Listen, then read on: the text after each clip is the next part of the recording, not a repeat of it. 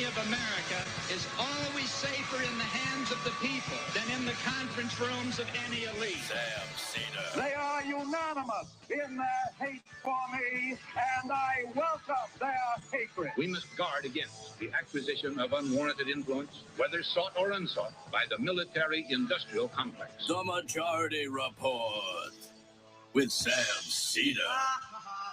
If I get the feeling you've been cheated.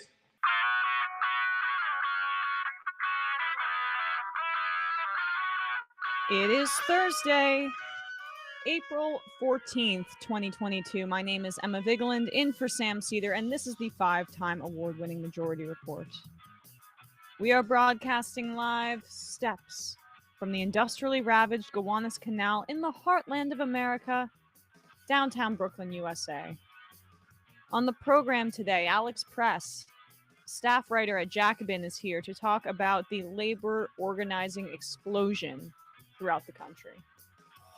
And later, Daniel Bessner of the American Prestige podcast and the Quincy Institute will be joining us to talk about the United States' need to stop clinging to primacy. Meanwhile, the suspected subway shooter Frank James has been arrested. Thank God for the excellent police work by the NYPD, right? I mean, thank God he left his credit card on the scene. Thank God he called the cops on himself, and then the cops arrived too late. So he was out of the McDonald's where he called the cops, and then a Good Samaritan found him for the cops. But thank God for the NYPD. Yesterday, the Biden administration authorized an additional $800 million military aid package to Ukraine. And in the wake of the atrocities in Ukraine, Sweden and Finland have begun flirting with joining NATO, which would be a departure from the nation's, now tenuous commitment to military non-alignment and neutrality. In response, Russia is threatening a nuclear buildup. Yikes. The CDC is extending its mask mandate on public transit through the first few days of May as COVID cases are on the rise in the Northeast. And in Kentucky, the Republican legislature has overridden the Democratic governor's veto, effectively banning abortion in the state. In Grand Rapids, Michigan, police have released footage of a white officer, still unnamed, killing a black man, Patrick Loyoya, at a traffic stop. The cops appeared to be laying on Patrick's back before they shot him in the head. And lastly, agricultural workers in the East, Horn of Africa, and the Horn of Africa, are preparing themselves for the most severe drought in 40 years, which would and could create mass malnutrition in the region due to the effects of climate change. All this and more on today's program. Welcome to the show, ladies and gentlemen. It is an Majority Report Thursday, as it has been this entire week. It turns out hosting the show by yourself makes you a little tired. I was struggling a bit this morning, but I'm trying to harness some of Sam's energy because he'll be as tired as he can be in the lead up to the show, and he seems to somehow gain energy as the show goes on. It's like the reverse of how most people's energy sources work. It's a scientific phenomenon, honestly. So trying to channel that a little bit. It should be harnessed for the energy grid. Yeah, right, exactly. But before we get a little bit into more on the apprehension of the subway shooter, I wanted to touch on the San Francisco Chronicle article on Dianne Feinstein, because this is actually nothing new. Jane Mayer reported this months ago, the great Jane Mayer, when a California Democrat in Congress recently engaged in an extended conversation with Senator Dianne Feinstein. They prepared for a rigorous policy discussion like those they've had with her many times over the last 15 years. Instead, the lawmaker said they had to reintroduce themselves to Feinstein multiple times during an interaction that lasted several hours. Rather than delve into policy, Feinstein, who is 88, repeated the same small talk questions, like asking the lawmaker what mattered to voters in their district. They said, with no apparent recognition, the two had already had a similar conversation. 4 U.S. senators, including 3 Democrats, as well as 3 former Feinstein staffers, and the California Democratic member of Congress, told the Chronicle in recent interviews that her memory is rapidly deteriorating. They said it appears she can no longer fulfill her job duties without her staff doing much of the work required to represent the nearly 40 million people of California. It's bad and it's getting worse, said one Democratic senator. The person said that within the Senate, Feinstein has difficulty keeping up with conversations and discussions. Go on the record. All of these Democratic lawmakers who are too afraid to say what's actually going on behind the scenes, go on the record. Out of nothing more than career preservation. Yeah. And then you have this. This is like blatant career preservation. Talk about Alex Padilla, who replaced Kamala Harris as the second, the junior senator from California. Padilla has known Feinstein since the mid 1990s when he worked for her briefly. I've heard some of the same concerns, Padilla said, but as someone who sees her multiple times a week, including on the Senate Judiciary Committee, I can tell you she's still doing the job and doing it well. Oh, thank you. How about this? House Speaker Nancy Pelosi, in a statement to the Chronicle, said she had not noticed a decline in Feinstein's memory and noted her work on the recent reauthorization of the Violence Against Women Act and the Supreme Court confirmation, which, we understand both rigorous tasks that are heavily mind-intensive. Pelosi's covering her own ass there. Pelosi's up there in age. She doesn't want the same kind of scrutiny about her mental acuity. So it's just all of these like ancient ruling elite circling the wagons. And again, this is not about your age to an extent, right? But like this is to be expected when you're 85 years old and you decide to run for re-election for a 6-year term. I mean, I think people should be able to expect that their representatives don't have Alzheimer's, and that if in the extent that develops, that a party will do something about addressing the fact that we need representatives that don't have Alzheimer's. And the process to replacing her is simple. She retires and Newsom replaces her, as far as I know. Yeah, well, luckily a senator is not an important position in government, right? That wields a lot of power. Maybe she's really low down the rung of powerful actors in the Senate. Oh, wait. If Democrats retain control of the Senate next year, Feinstein will succeed, retiring Vermont Senator Patrick Leahy as the Senate's president pro tem, putting her third in line for the presidency. It's third in line. It's horrible as an actual situation, and it's also a metaphor for our political system at large. Yep. These Democratic lawmakers that are speaking with her need to go on the record. This is there was a close call. I mean, it ended up not being that close, but with the California recall with Larry Elder and things like that, all it takes is some like crazy Republican surge or for some scandal for Newsom. He gets recalled. A Republican takes control of the California governorship. That's happened before in recent history, and everything could go haywire. I mean, Ben Ray Lujan from New Mexico, who's like a 49-year-old guy, had a stroke. Yeah, and was out. So they delaying the KBJ confirmation hearing starting. So like it could happen anytime. Like there's no guarantee that she's almost 90. Like yeah, I mean it's just and it's sad. I'm sad to see that her mental acuity is at this point, and it seems to have maybe been precipitated by the death of her husband. All of this is very sad. Hope that she's able to live a comfortable life for the rest of her years outside of the halls of the Senate where she holds immense power. Let's turn to this clip number 1 here. So, I mentioned this at the start of the show, but do we have this tweet from the NYPD commissioner here? They are just gleeful. Frank James, the suspect in the terrifying subway shooting in which the shooter, Frank James, allegedly wore a gas mask, set off a smoke canister in a crowded subway car and opened fire. Luckily, it appears that even the people most seriously injured by bullet wounds are in stable but critical condition. So thus far, we have avoided deaths in this instance, which is a minor miracle. Although there's a New York Times piece outlining how it seems like he was shooting from his hip, which is why a lot of the bullet wounds were located in the legs of the victims.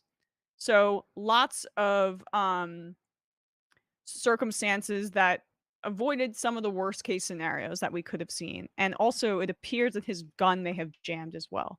So set of fortunate circumstances that avoided mass bloodshed and death. And he was caught yesterday, this suspect. Here's the NYPD commissioner taking credit for it here.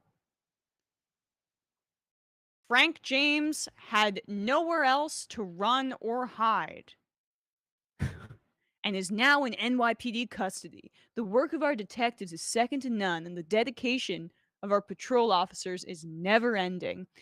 So let's do a quick recap on what actually happened there, right? He left his credit card at the scene. We're able to kind of determine his identity by that. Yeah, we have this great tweet Okay, from yeah, a let's pull screen it up. site here. If I understand correctly, the subway shooter dropped his weapon, car keys, and credit card at the scene of the crime, called in his location to an NYPD tip line, chilled at a McDonald's until he got tired of waiting for them to show up, and was apprehended by some guy, Zach. That's exactly it. He called the cops on himself. They took too long, and he was like, I'm out of here. I mean, the guy has some issues, right? It was difficult to determine, I think, where he was going to be, but they knew his name and location. He was on the run for a day. He was on the run for the day in the middle of the city that's supposed to have and does have all of this mass surveillance in the wake of 9/11. And we still have the NYPD slapping themselves on the back. Yeah, we did it, guys. Except this is the guy who actually did it. This is here goes Zach Tahan, security camera technician working in the East Village. He was the man who spotted Frank James before he was apprehended by the NYPD, and that's just like an awesome photo there. But here he is at a press conference with reporters in this impromptu fashion, speaking about how he was able to apprehend the suspect. Or help in that matter. I see the guy, he walking on the sidewalk like this. The guy, he killed the 7 people in Brooklyn. Like, I was 2 days I don't sleep, and I see that. When I see the 7 people die, I cannot breathe. Like, I cannot sleep too. Like, I don't like the life. Like, I want to try to work, I cannot, because this guy, he put me in trouble. Like, when he see that 7 people killed, maybe the 7 people have kids, maybe have family, maybe it's something like that. Like, and I see him, he have bag in his bag, and he was walking the sidewalk, and he put the bag in the street like this, and I see the people, guys, please, the people was walking behind him. I told him, guys, keep far from him. Please, this guy is gonna do something. Like this, people think I am crazy. Like nobody tries to believe me. Like I told him, guys, trust me. This is the guy. And I see the police walking from over there. I thought the police, this is the guy. He did that problem in Brooklyn. This guy, catch him, guys, catch him, and he catch him. Thank God, we catch him. Thank you very much. Fund Zach. I mean, that's pretty cool. No, right? give him his $50,000. The NYPD, I can't tell what the situation with this is now. We'll look this up, but he's that sort of thing the NYPD commissioner posted said a $50,000 reward. Yeah. And I hope they don't try to screw him by saying like this guy calling himself or something like that. Like which I've seen certain tweets to that effect. So pay Zach. I'm pretty sure they have the budget to give away $50,000 to the person who actually did their jobs for them, right? Yeah. Also, I'm pretty sure there were reports that there was a big convoy in Tompkins Square Park just like rooting out some homeless people while Zach like found the guy. Yes. Well, I mean, yeah, that's what the shooter wanted. So the cops were just doing what the shooter wanted. Yeah, Fox News is proud of that kind of police work too. All right, folks, we're going to take a quick break, but when we come back, we'll be joined by Alex Press, staff writer at Jacobin, here to talk about labor organizing in the United States. Be right back.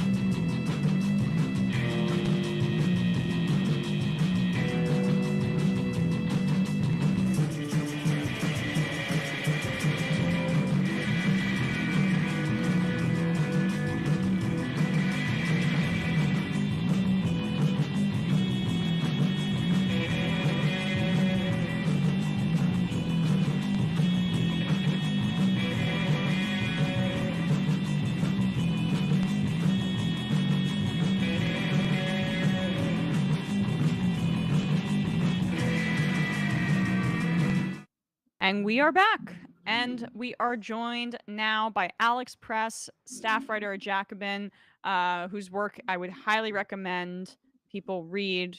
You've been following the labor movement throughout the country and the explosion of it. But even before that, you were doing some great reporting on it. So everybody check out Alex's work at Jacobin. Thanks so much for being here today. Yeah, thanks so much for having me, Emma.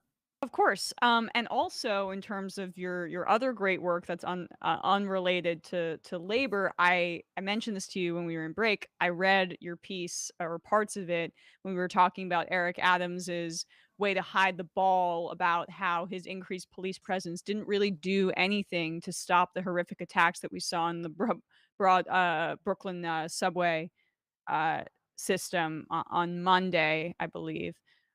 So can you talk a little bit about your piece that you wrote yesterday about Adams's front-facing assault on homeless people and the complete futility of it, to be honest? Yeah, so the piece you're referring to that I wrote yesterday just happened to be published in a very timely manner. But so Eric Adams he has a twofold plan around homelessness in New York City. He's made it a very public issue. Mayors have often done very cruel things in New York City to the homeless population, but Eric Adams is sort of priding himself on these policies. So one concerns kicking homeless people out of the subways. He started doing this a few months ago, having police as well as social workers tell them to leave the subway. They can't stay there, often resulting in arrests for homeless people. And more recently, he has started what's known as encampment sweeps. So in New York City, of course, if you're wandering around Manhattan, you might see, a tent on the sidewalk or some blankets under some scaffolding. Homeless people who, cannot afford housing, do not want to enter shelters for a variety of reasons, setting up camp and staying on the sidewalks of New York City. So Eric Adams has proudly said he's getting rid of all such encampments. And he's been aggressively directing the NYPD and other city agencies to carry out those sweeps. So I attended one on Monday morning in Chinatown. A couple that was unhoused and staying just off Canal Street had gotten a notice from the city saying this place is going to be cleaned up tomorrow. You'll have to leave. And the previous week, one such encampment sweep had led to an 8-hour standoff and 6 arrests. People are not happy about this because these sweeps don't actually lead to anyone going into housing. So of 300 encampment sweeps that have been conducted so far by the NYPD in the past month or so, around 5 to 10 homeless people have accepted entry into a shelter, right? People don't want to go to shelters because they feel they're dangerous. They feel the rules are too restrictive. Maybe they have a pet or a partner or family. They don't want to be separated from them. So these sweeps are really just theater, right? It's really about just showing the NYPD can force people off the streets. And really what happens is people who are staying in these encampments lose their stuff. It's thrown away by the city. The city says they get vouchers for that stuff, but often their stuff's just gone. It's in a dump truck. And they keep moving. They end up just staying somewhere else, but without shelter, without a tent, without blankets.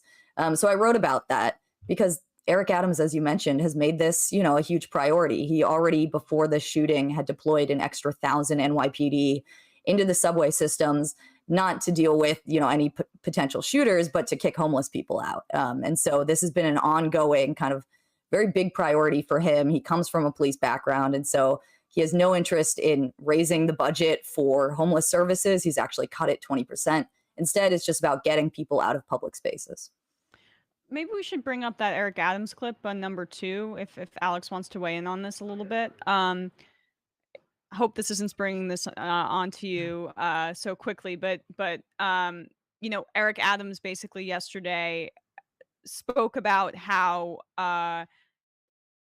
people who were marching in the streets for Black Lives Matter should be caring more about the shootings of Black people. Where are they?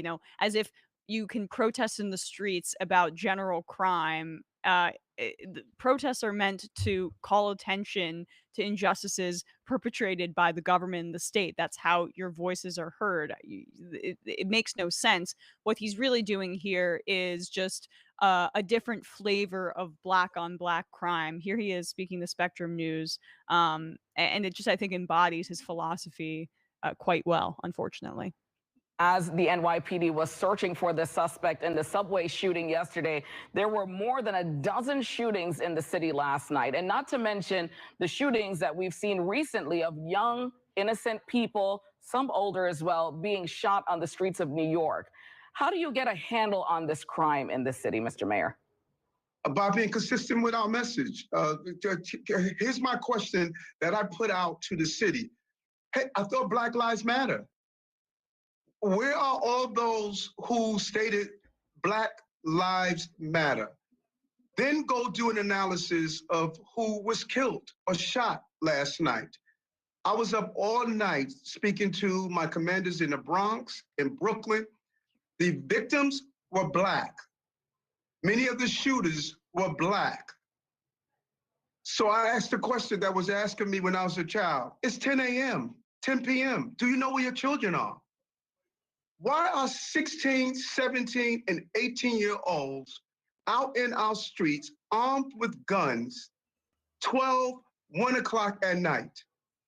When are we going to start asking these serious questions? If Black Lives Matters, then the thousands of people I saw on the street when Floyd was murdered should be on the street right now stating that the lives of these Black children that are dying every night matters. We can't be hypocrites. Alex, your response to that kind of clip? Yeah, I mean, what's interesting about that full clip, which I hadn't seen, I'd seen some of the quotes, is that this, it's this matter of the state as far as gun violence in the city. But Eric Adams' immediate response is to ask about the left and protesters, right? Is to say, this is your fault, actually. You should be, demanding that this violence comes to an end, which is a very strange response from the guy who is governing the city, when in fact, this is about policies rather than, those protests were because the state was enacting violence against Black people. And so there's a very different issue. He's not wrong that Black people are, or disproportionately the victims of gun violence in the city. But it's a very strange and very characteristic of Eric Adams' response to say, this is in fact the left's fault. This is not my fault. This is not the city's fault. This is, if you guys had simply been, consistent in your message, somehow violence would have come to an end. I mean, I just want to point out also the timing of that comment from him came just after the police in Grand Rapids, Michigan, released video of a cop shooting a person, Patrick Loyola, in the back of the head after a traffic stop. And big protests, people were immediately in the streets again in that city. And so it's just a very strange kind of conflation of two very different issues. And, I don't have further thoughts about Eric Adams on gun violence specifically, but certainly his sort of move to always blame activists for any problems is a longstanding one. And individuals, right? Because as opposed to looking at policies of policing or policies of the state, I think it works well with your analysis of his very cruel, draconian anti-homeless initiatives, because as opposed to addressing these things systemically, you criminalize the homeless for their conditions that come from their poverty, instead of addressing the fact that our communities are over-policed and that police are killing Black people at a disproportionate rate. Let me do a different kind of version of what Fox News has been doing for decades at this point, Republicans in general. Blame it on the individuals as opposed to the conditions that I, as a person in power, create that foster that kind of violence. And it's a very old school brand of politics that I don't know if people were aware when he got elected that this was the kind of leadership that was going to be brought back to the city under his eye. Yeah. I mean, Eric Adams, despite all his eccentricities that everyone makes a lot of sort of hay off of, his weirdness as a person, he's a very recognizable figure. I mean, Adolph Reed, I believe, called it, the sort of Black misleadership class. There is a type of politician who blames Black people, or at least sort of says, individual responsibility is key for a lot of the problems in the community, and leads with that. And leads with the criminalization of those who fall below sort of the idealized version of what someone should behave like, what someone should look like. And so, Eric Adams is a traditional law and order, Black moderate. And so, he may have swayed some people by being so strange as an individual, but in fact, there's nothing unpredictable about his actual sort of priorities and policies. Absolutely. So let's turn to your reporting on labor. As somebody who has been reporting on the labor movement for years, has been writing about it, what is your perception of the past year or so in this explosion of workers understanding the value of their labor and exerting that power uh, on their bosses and on their employers? I mean, this is, I think, a watershed moment and something that we haven't seen for decades in this country. So I don't want to be a wet blanket, but I do want to contextualize the moment, right? That Okay, with sure. labor, the rate of unionization in this country continues to tick down. It is not an uptick, it's a downtick, just a slight downtick, but it's not like we saw the numbers go up over the pandemic. What we did see was people getting very frustrated. The Great Resignation, we discussed that a lot last year, where people in record numbers, higher than seen in decades, were quitting their jobs to go for other jobs. In part, that's a product of a tight labor market, right? They knew they could find other jobs that would pay them better. And so it's a sort of sign of frustration, right? That they felt that they'd seen through the pandemic that their bosses didn't value them, were willing to risk their health. And that, at a certain point, it's not worth risking your life or time with your family. And so you get up and quit. What we're seeing now, I think particularly significant, are the Amazon organizing and the Starbucks organizing, in that, some of those organizing leaders, the workers at those companies, are saying it's no longer about quit your job. It's no longer about the Great Resignation. It's about staying and fighting, which is certainly what people in the labor movement hoped this would lead to, right? Is a realization that, nothing is going to change. You might be able to get a slightly better paying job or slightly, better working conditions if you switch on your own. But what if you stay and make this place better permanently with a union? And so that's what we're seeing for sure. That's what's really significant, is that sectors of the economy that are almost entirely non-union, workers, especially at high profile companies, are now trying to unionize. The Starbucks effort is in a particularly hard to organize sector, right? Low wage, fast food, and beverages. The coffee industry is almost entirely non-union. Starbucks employs almost 250,000 people across the country in corporate-owned stores. And yet these workers, their organizing is spreading like wildfire. I think over 200 stores have filed for NLRB elections now, the state board that oversees a union vote. And at Amazon, the impossible was made possible. In Staten Island, workers won a union. Now Amazon is contesting that. They aren't recognizing the union. They're threatening to, they filed objections to the NLRB and about the NLRB itself. And I assume their hope is to, get to the Supreme Court and sort of overturn labor law writ large. But we have a fighting NLRB for a change, and so that's a real fight. Meanwhile, the workers on the ground are continuing to organize. And so if this stuff keeps taking off, then yes, that's correct, that, it's a watershed moment. I certainly hope that's the case. Right. I mean, I guess it's, when you put it into context, I think it's not to downplay the moment, and correct me if I'm wrong, but not to I think downplay the remaining logistical obstacles that have been put in place for decades to keep unionization and labor down, essentially. And the fact that they're really, I mean, correct me if I'm wrong, when you talk about the kind of labor and the kind of organizing that's happening in Starbucks, it's this new understanding in service jobs that unionization is possible. And before there was this precipitous decline of unions in this country, there was some manufacturing and labor unions, et cetera. But now that we've transitioned to the service economy, there's like a new reckoning happening and a new understanding, I think, of the value of that kind of labor as well. Yeah, absolutely. That these are growing segments of the economy. I mean, Amazon too, right, has been on a hiring spree that is historically unprecedented, right? Over 1 million people directly employed in this country at Amazon. So the significance of these particular companies and particular sectors of the economy going union, it would be impossible to overstate.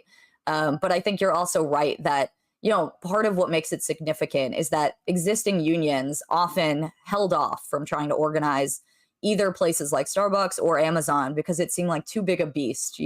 We have to wait until we're stronger.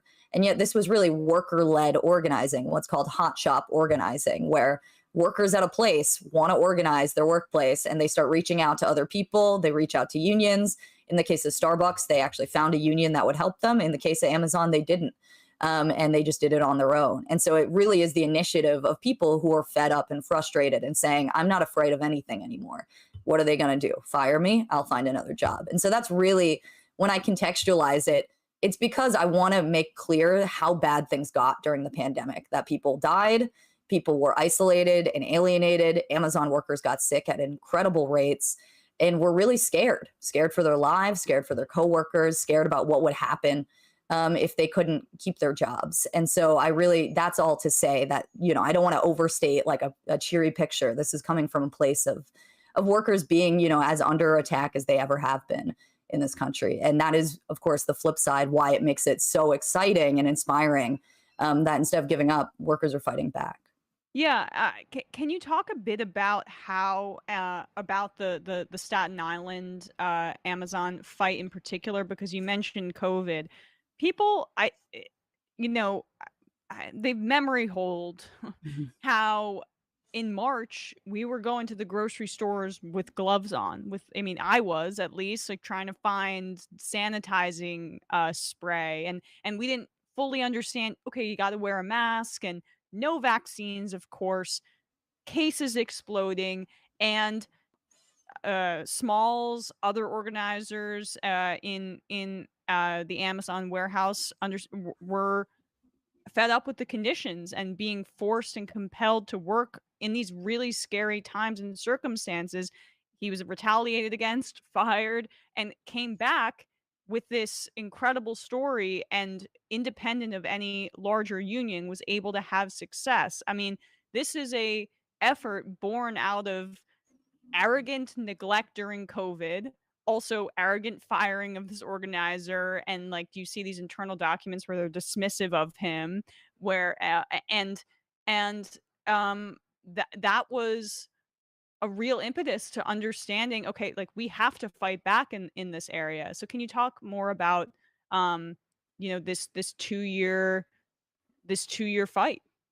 Yeah, I mean, the story of JFK 8, the fulfillment center, which is massive on Staten Island. It's a huge, important fulfillment center for Amazon, serving the New York metro area, its biggest market in the United States, employs 8,000 people right now. And Chris's story is incredible. Chris Smalls, who's currently the president of the Amazon Labor Union, which is the independent union that just won that election and has the first union at an Amazon facility in the United States. I mean, at the ALU, as the union's called, the ALU victory party, after the NLRB officially called the election, finished counting the votes, Chris's younger brother pulled out a sign that he had saved from a protest that Chris had helped organize in March, as you said, of 2020, I guess, early pandemic. Chris was working in a somewhat supervisory capacity. He wasn't in management. And if you ask him, or if you ask a lot of Amazon workers, they'll point out how few Black workers ever get promotions. But he had a sort of leadership role for his team, and he was very concerned because he was finding his workers were scared and that health precautions were not being taken. So he helped organize that protest, and he brought a sign that was, much photographed at the time that said, "Our health is just as essential." And at this victory party for ALU, which I've never felt a more inspiring moment than being in that room, Chris's brother held up the sign. He said, "I actually gave Chris a ride to that protest, and I saved this sign. He didn't know, but I knew it would be important." And so the story absolutely is the case that this was, you can't separate this from the concerns workers had about COVID, the feeling that they no longer could trust their bosses if they had ever felt they could, and that there was no one looking out for them but themselves. That then pushes people like Chris to take action. And of course, it's especially funny because Amazon completely made him into something that ultimately ended up being, a very worthy foe and actually a victor over Amazon in this moment, by, as you said, firing him in this retaliatory manner, in a very racist manner, calling him not smart or articulate, and then continuing to vilify him. They made him out to be the face of workers' resistance to, dismissive employers during the pandemic. And Amazon did not realize how powerful that would be. But that's ultimately what helped carry these workers into their organizing drive and into their victory. And isn't that also so emblematic of the disconnect between corporate management, corporate leadership, and the workers in these warehouses, that they perceive him as inarticulate, they're racist towards him, dismissive of him, arrogant, and just feeling themselves, for lack of a better phrase. Yeah. And then there are people that actually work with him who feel, of course, the exact opposite. And so you can just see that schism in that disparity in and of itself. Yeah, I mean, the Amazon JFK8 story, it really is like a perfect story of two different realities. You have corporate management who looks at a guy like Chris and sees a clown, and you have people who are actually working, making them their profits in their warehouses and say, that's my coworker, and that's the type of guy I trust. And, you know, it's not just Chris, of course. I mean, the entire ALU organizing committee, many of them were longtime JFK8 employees. They were people who were trusted in that warehouse. They were moms, they were immigrants, they were young people who had simply commitments to making this a better workplace. And when you have those people saying, you know what, we only have ourselves, that's going to be a winning pitch to coworkers. They say, you know what you're talking about. And the fact that you don't speak in the language of, say, like a millionaire is not a bad thing. It's actually a good thing. It shows that you actually know what we're going through. I wanted to, before we let you go, talk a little bit about this this case out of Long Beach, out of the ports of Los Angeles as well. These truckers who we were laughing, you know, a few weeks ago or months or so ago when right-wing media was obsessing over the trucker convoy and presenting themselves as supporting workers, where they're not really saying a peep. There's nothing coming out of them about these trucking companies that have been interrogating and going after their organizing workers. So I think, you know, your piece does a good job of shedding light on this case, but still there's not a lot of national breakthrough here.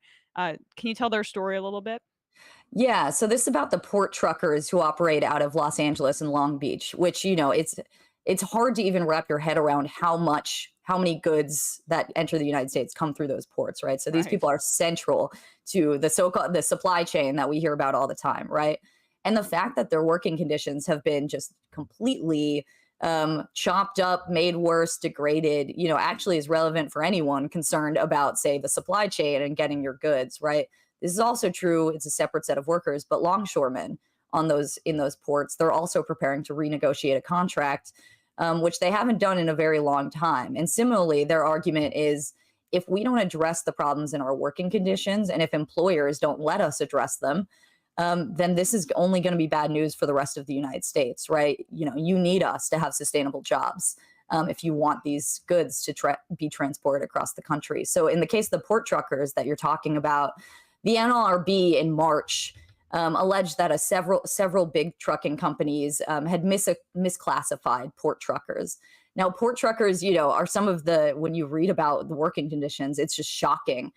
Port truckers often are stuck in programs where they have to basically lend and lease their vehicles to the company, which leaves them in incredible debt. You know, you'll find port truckers who say they actually, instead of getting a paycheck, they get a balance that says they owe the company after 2 weeks some amount of money for gas or for leasing or for any other thing, which leads them to work, you know, way above legal regulations as far as hours per day, all of which is very dangerous, right? Who wants a trucker who feels he has to work 18-hour days to even make positive money on his paycheck? So the NLRB is very significantly starting to go after these companies for misclassifying their workers. They're saying this is an unfair labor practice, which, you know, the Trump era board had not said. They'd said the opposite. They're saying actually doing this, misclassifying workers for the sake of stopping them from organizing, is a violation of the law. And in fact, you know, you not only have to reinstate the ones you fired for trying to organize, give them back pay, which is pretty standard, but actually you need to reclassify everyone. And you need to then pay them the amount of money that they've lost by this misclassification, which would be huge. It would also set a precedent that goes way beyond port truckers. You know, misclassification is something we hear about all the time with, say, Uber and Lyft drivers. Right. The fight around them is, of course, that they say they're workers. It's very clear they're workers, and the company's entire business model is about saying, actually, no, you're independent contractors. Right. And so this is a case that, you know, there's a hearing. The trial begins June 13th. You know, who knows if the NLRB is going to pursue this and actually win this trial, but the fact that it's trying is significant, and actually, again, is sort of reflective of what I mentioned, which is that one of the most significant things about this Biden era for labor is this NLRB, which is actually, it's just carrying out the letter of the law. But that is a radical difference from any previous NLRB, at least, for like the past 80 years. So they're trying to start tilting the deck, which is so stacked in favor of employers, a little bit back towards workers. You'll find employers and union busting firms right now saying that the NLRB is trying to make this, the laws fully in favor of workers. That's absurd. We're so far from that in the United States. But yes, this is an NLRB that is saying, you know what, just carrying out the law as it was written would mean radically changing the way employers are allowed to treat their workers. Yeah, it's the independent contractor classification and like the spreading of that throughout the past many years. It's been a disgrace. It's good to know that some of Biden's rhetoric on this front is matched with at least institutional consistency, where he says, Amazon, we're coming from you. At least the NLRB is doing the bare minimum to protect workers as opposed to previous administrations. You would, again, last question, you would perceive this as a departure from say even the Obama administration as well? For the NLRB, it is, it hasn't been this, sort of willing to carry out the law, which is meant to protect workers since I'd say the 1930s. Wow. Obama is nothing close to what the new NLRB General Counsel, Jennifer Abruzzo, is trying to do. I won't go into it too much since I'm sure we're short on time, but just this week she has issued a memo saying that we're going to ban captive audience meetings, that captive audience meetings violate the law. Now, captive audience meetings, if people don't know, is when your employer, you're trying to unionize, and your employer starts holding, daily, weekly, hourly meetings that you and your coworkers are forced to go to, where you sit and hear from a manager or from an anti-union consultant about why unions are bad. It's propaganda and it's necessary, right? You aren't allowed to opt out. It's your employer. You know that he could fire you if you don't attend. You know that you could be a target for all sorts of retaliation. And so you are compelled to listen to that employer's speech, which is just propaganda. Whereas the union side, there's no such possibility that a union can have workers forced to attend union meetings. And so, the NLRB has said they're going to try to challenge that. They're going to say that no employer can force workers to attend such meetings. And it's hard to overstate how significant even that sort of a change would be. We mentioned the Amazon campaign, so let's end on it, that, Amazon was spending millions of dollars on these consultants during the past year. And workers say every single day that there were anti-union meetings where they were forced to attend and just hear propaganda. Yeah. And people often from the outside, I think, see when workers don't vote for unions and they say, how could that happen? People in Bessemer, why would they not vote for the union? That's what people were asking last year. Isn't Amazon so bad? Well, what if you sat in propaganda meetings from your employer every single day or every single week for months? Maybe you would believe some of the stuff they said. You would believe unions are corrupt. You would believe that they're, going to take your money. You would believe the facility could shut down if you unionized. And so getting rid of this compulsion to attend those meetings, I think, is very significant. Even that alone makes this NLRB very different from predecessors. Alex Press, writer over at Jacobin. I really appreciate your time today. Thanks so much. Yeah, thanks for having me. Have a good day. You too. Bye. Bye. All right, folks, we're going to take a quick break, but when we come back, we will be joined by Daniel Bessner.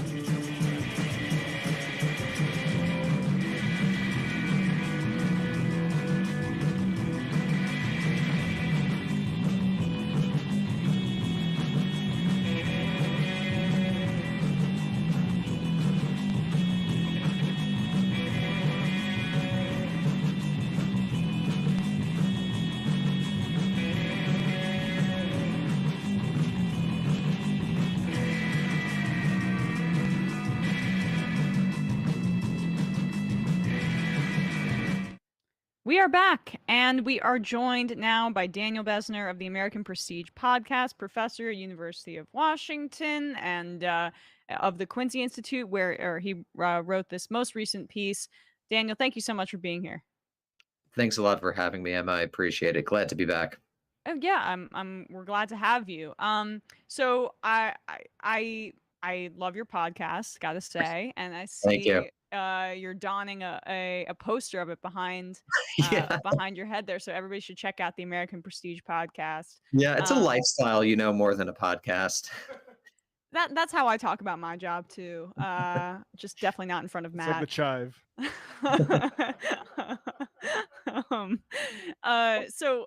But for people that want, a weekly foreign policy podcast, can't recommend the American Prestige enough.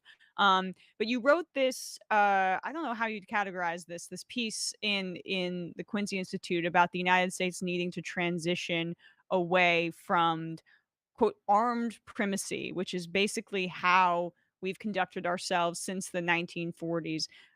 How do you define that? We can start more broadly and then talk a bit more historically about the United States and its approach to this military strategy.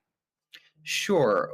Well, I think the most basic principle of armed primacy is the notion that the United States should be the world's dominant military power.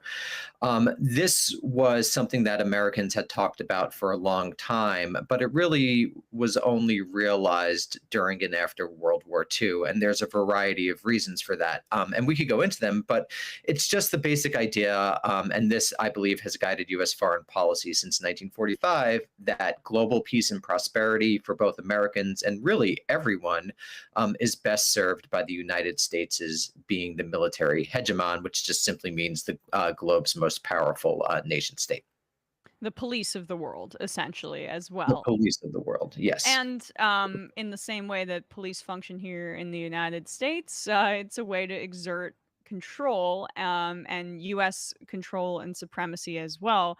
But by the same token, right, the U.S. has always been an expansionist empire. It's always, since its outset, been expanding, exerting its control, violence as well. We took colonies in the Spanish-American War, etc. But then the world wars come around, and this strategy becomes more cemented on the global stage. So talk a bit more about that transition, if you don't mind. Oh, absolutely. So, I mean, the nation from its very beginnings in 1776 is an expansionist power. We often don't understand it as such, but westward expansion, manifest destiny, involves a displacement of indigenous tribes, also involves a displacement of other European powers, the French and British, who had likewise seized territories in what is now the United States. So from the very beginning, the United States is an expansionist power, from sea to shining sea. That's an expansionist foreign policy.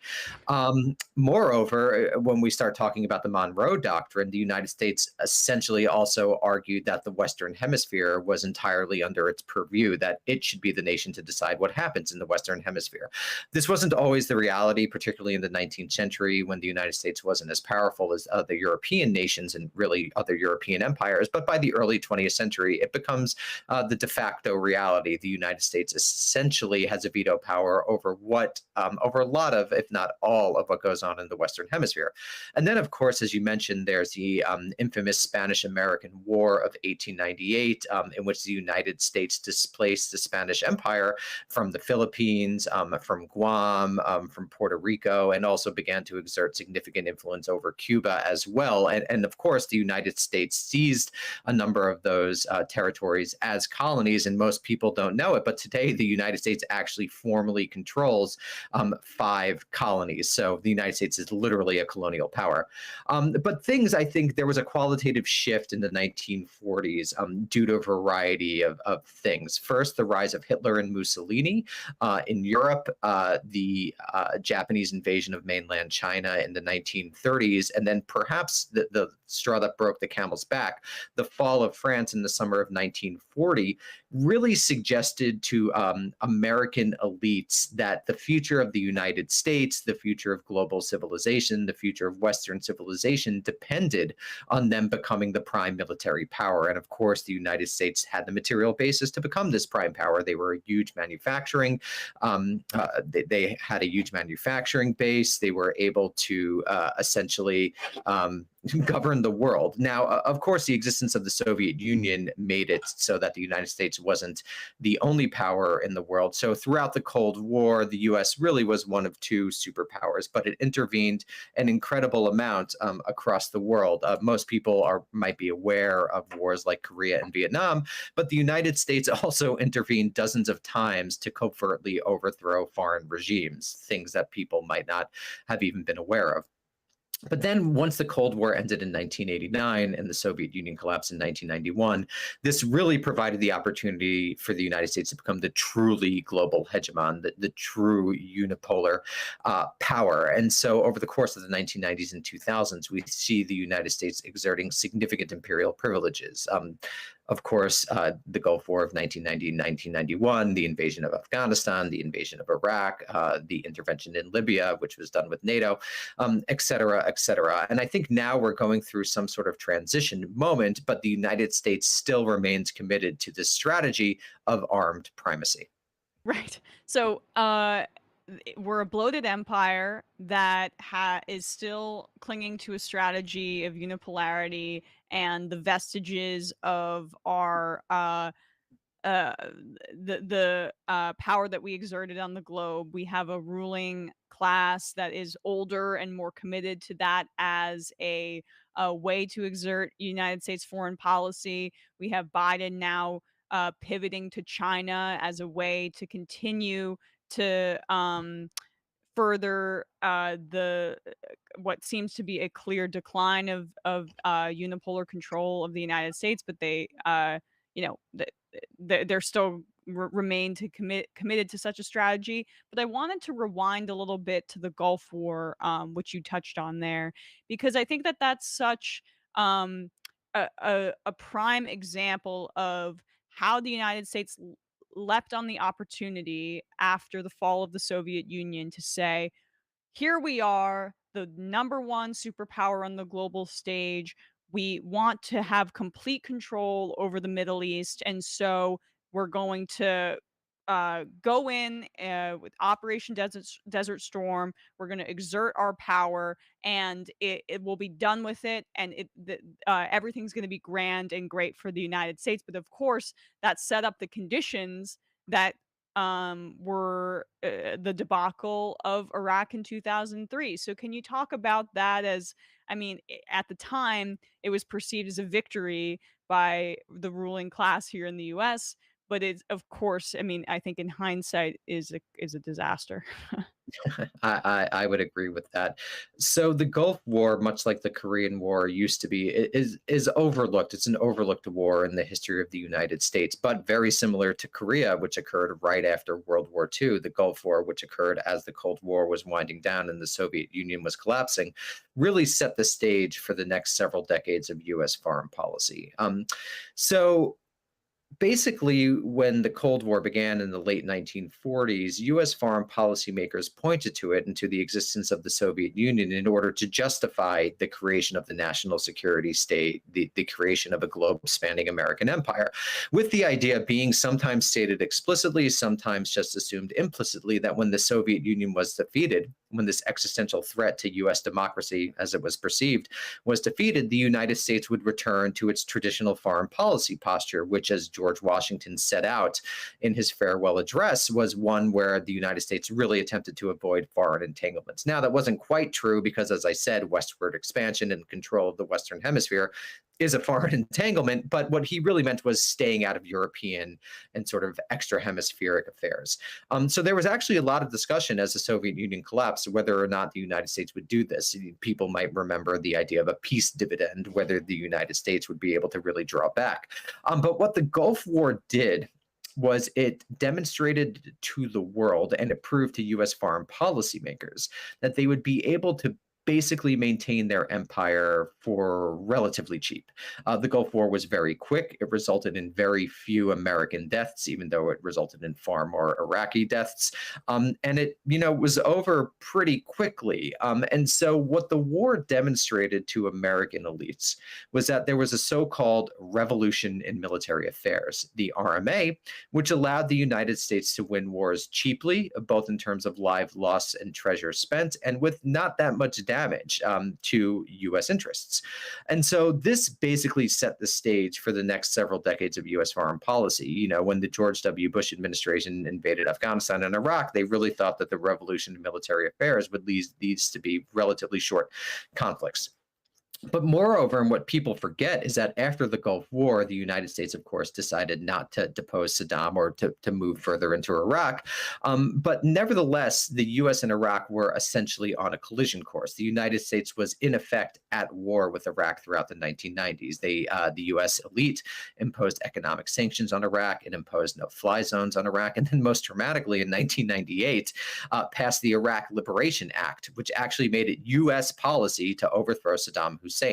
And the reason that they were so anti-Saddam was that, at least in the perception of U.S. elites, was that Saddam challenged American primacy in the Middle East. The U.S. wanted access to the resources in the region to help itself and its allies. The U.S. wanted to protect Israel. And the U.S. essentially believed that it was its God-given right and duty to remain the prime military power. So what I argue in the piece is that this obsession with primacy basically set the U.S. and Iraq on the path toward war, a war that I think was going to break out once a spark ignited a situation that allowed the United States to invade, which of course was the September 11th, 2001 attacks. And then we could talk about why I think primacy is bad for today, but that's really why the Gulf War is so important. Yeah, I do want to get to that, but I just don't want to move past the fact that the United States, when you talk about cheaply engaging in conflicts that continue to prop up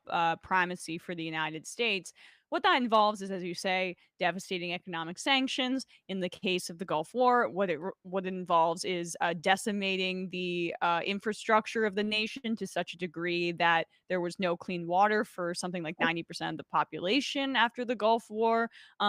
It involves an immense amount of bloodshed that is and destruction that is exerted cheaply on nations that the U.S. perceives, we want to create a stronghold here, but they don't have the ability to fight back because they're a smaller nation to the degree that, say, we'll get to China in a bit, other larger countries would be able to do so. So, I mean, there's a bullying element of it that I want to emphasize. And then, of course, the chickens come home to roost in 2003 in the Iraq War. Yeah, I mean, I would frame it as a form of collective punishment, which is really a terrible thing to do. It would be the equivalent of, after the United States invading Iraq, it would be then America blockade could be instituted against the United States if that were possible, and we didn't have access to things like penicillin or various pharmaceuticals and foodstuffs. It's really a form of collective punishment, which is a brutal thing that people should be very wary about promoting and engaging in. Right. So then we move to 2003, to the invasion of Iraq. Obviously, people understand that as a blunder, but not maybe for the reasons that you describe. If you don't mind expanding on that in particular, you can lump Afghanistan into it as well. But it's a very quick, after the fall of the Soviet Union, we're in the end of history. The U.S. is its primacy. The U.S. is the one superpower. Everything's all good for the ruling class here in the United States. But we're at the end of history, literally right now. So that's pretty short-lived. And I think Iraq is a great lens to view that precipitous decline. Absolutely. And Emma, I'm sure you remember growing up in the 1990s. I mean, this was the message that we received as children, that the United States had one history, that liberal democratic capitalism had proven itself through the defeat of the Soviet Union, really the implosion of the Soviet Union as the only viable political form. And I actually think a lot of the millennial generation's turn to the left is really best explained by, not achieved expectations, that we were promised something in our youth that had proven not to be correct. But it was really during the unipolar moment of the 1990s where the United States truly became the world's policeman. And that's a term that, if I recall correctly, really took off in the 1990s. And that simply meant that the United States abrogated to itself the right and responsibility to do whatever it wanted around the world, that it argued that it was literally the receptacle of history, capital H history, that it needed to basically raise benighted peoples abroad to the levels of the United States. And if it needed to use violence to do so, then that was just fine. And I would point people toward a 1998 interview that then Secretary of State Madeleine Albright gave to the Today Show, I believe to actually Matt Lauer, in which she just claimed that the United States could do what it wanted in the world because it was the United States. It was the quote unquote indispensable nation. And that's where that term actually comes from. And so this is what the United States did. And so after the September 11th attacks, which was generally understood to be a poke in the eye of the imperial hegemon, it just went wild in the world and invaded Afghanistan and invaded Iraq. It initiated sort of this new terror discourse that has been embraced by countries around the world. It instituted, gross violations of American citizens and just people who live here, civil liberties. And so I think that really is a response to feeling insulted that people didn't accept that the United States, according to Americans, had the right and duty to be the prime military power. And it's that belief that I think was the fundamental cause of the Iraq War. I think there was going to be some war between the U.S. and Iraq after the Gulf War of 1990, 1991, it had just simply become the boogeyman in our discourse and amongst the U.S. foreign policy elite. And once September 11th provided the excuse for that war, it was basically off to the races. Right. And the Gulf War and the years prior were also, they greased the runway essentially by presenting Saddam Hussein as this big bad, because the United States, we want to murder a bunch of people to maintain our primacy, but we need to assign some sort of myth and propaganda to give us more morality in the eyes of our domestic constituents here, and that's really crucial, I think, because the United States, from the beginning of its imperial project, always needed some sort of external other to justify the imperialism, because it self-understands as an anti-imperial nation state, right? It was formed in an anti-colonial rebellion, at least as it's remembered, and so throughout the 19th century, it was wary of quote unquote foreign entanglements, particularly in Europe, really only in Europe. But from the advent of the modern American empire in World War II, it always needed an enemy. First it was the Nazis, then it was the Soviets. In the 1990s, it was kind of searching for an enemy. Saddam was one enemy, but there was also we're going to prevent genocides. That was a big discussion in the 1990s and early 2000s about the responsibility to protect other peoples. And then once the September 11th attacks basically provided a perfect enemy for the United States in the form of so-called Islamic jihadism or radical Islam, that basically provided the logic for the American empire. Now I think we're seeing a turn to China as sort of the new enemy du jour. Right. And we could talk a little bit about that if you'd like. That was my next question. I mean, because we're seeing the priming of that as of China, the new big bad, the threat to the United States. Largely, right-wing media has engaged in the greasing of the runways here by through xenophobic rhetoric, through racist rhetoric, through they took our jobs rhetoric, not really, looking at the fact that U.S. policy of free trade has and outsourcing has caused these things. But Biden is engaging in this very aggressively. Schumer was at the forefront of a competitive with China bill in the Senate. There is an understanding from both party leaders that demonizing China to this degree as a way to prop up U.S. primacy is good for them domestically and seemingly feasible on a foreign policy stage, which to me is delusional. But I'm curious about your take on that. Yeah, I think it's pretty delusional. The United States effectively wants to remain the regional hegemon in East Asia. And I just think this is effectively an impossibility for a variety of reasons. Most important is that China is actually in East Asia and the United States is very far away. And logistically, it would just be incredibly difficult for the United States to combat in the next 10, 20, 30 years, China that invests more in its military, that keeps on growing. And even if, the Chinese state that slows down its growth and doesn't invest as much in its military, it just doesn't seem possible, given the realities of U.S. power and relative decline, that the United States would be forever able to remain hegemonic in East Asia. I just don't think that that's a real possibility. Nevertheless, in this country, we never have a serious foreign policy discussion, possibly because ordinary Americans have almost no say in what the United States actually does in the world. So I think we have this sort of kayfabe discussion where American leaders kind of pretend the United States will be able to retain its prime position now and forever, even if on some level they don't appreciate that. And what I think will actually happen if things don't change is that some dramatic event will happen in the next 10, 20 years, and the United States will effectively cut and run from the region without doing what is responsible, which is essentially helping to contribute to a security transition. Because I don't think the United States would fight World War III with China over the U.S. just doesn't have enough of an interest in the region when it comes down to it. And so I think it's kind of doing something similar to what happened in Ukraine, where it's making promises that it has no intention of ever keeping. And what it also allows, and I know you have to run, but I just want to touch on this briefly. What Please. it also allows for is it's a reboot for the weapons manufacturers, for individuals that are invested in the Pentagon budget, maintaining its bloated nature, to have a new big bad where they can build up. We have this new alliance with Australia where we're selling submarines and other weaponry as a way to stave off China for some reason. What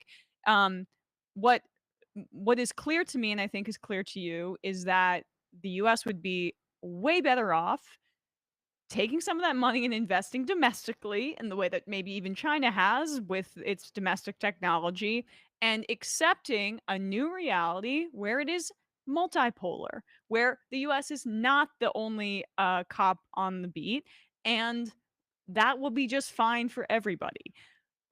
Yeah, My final question is, how do you get a bloated empire with a ruling class so invested and committed to that mythology to understand that basic fact?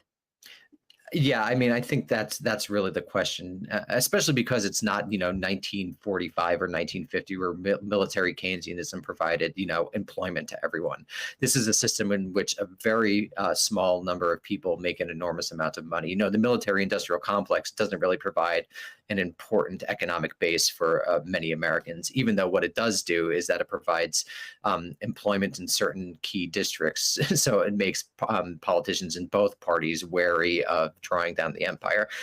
So I think it's really almost a generational project at this point. There are a number of ways you could approach it. One, you want to educate the populace, but I don't think education is enough. You want to develop some sort of mechanism by which ordinary people actually have a say on what the United States does in the world.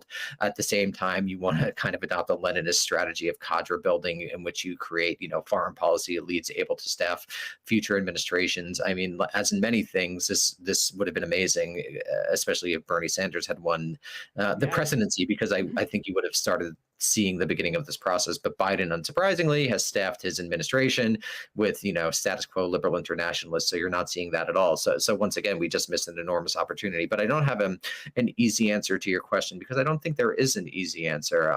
I think we need to do the sorts of grassroots educational efforts while also supporting a president who is sympathetic to the anti-imperial cause, because the facts of the matter are that U.S. power is mostly exerted abroad through the office of the presidency, not even in the DOD or the State Department, but literally in the White House itself.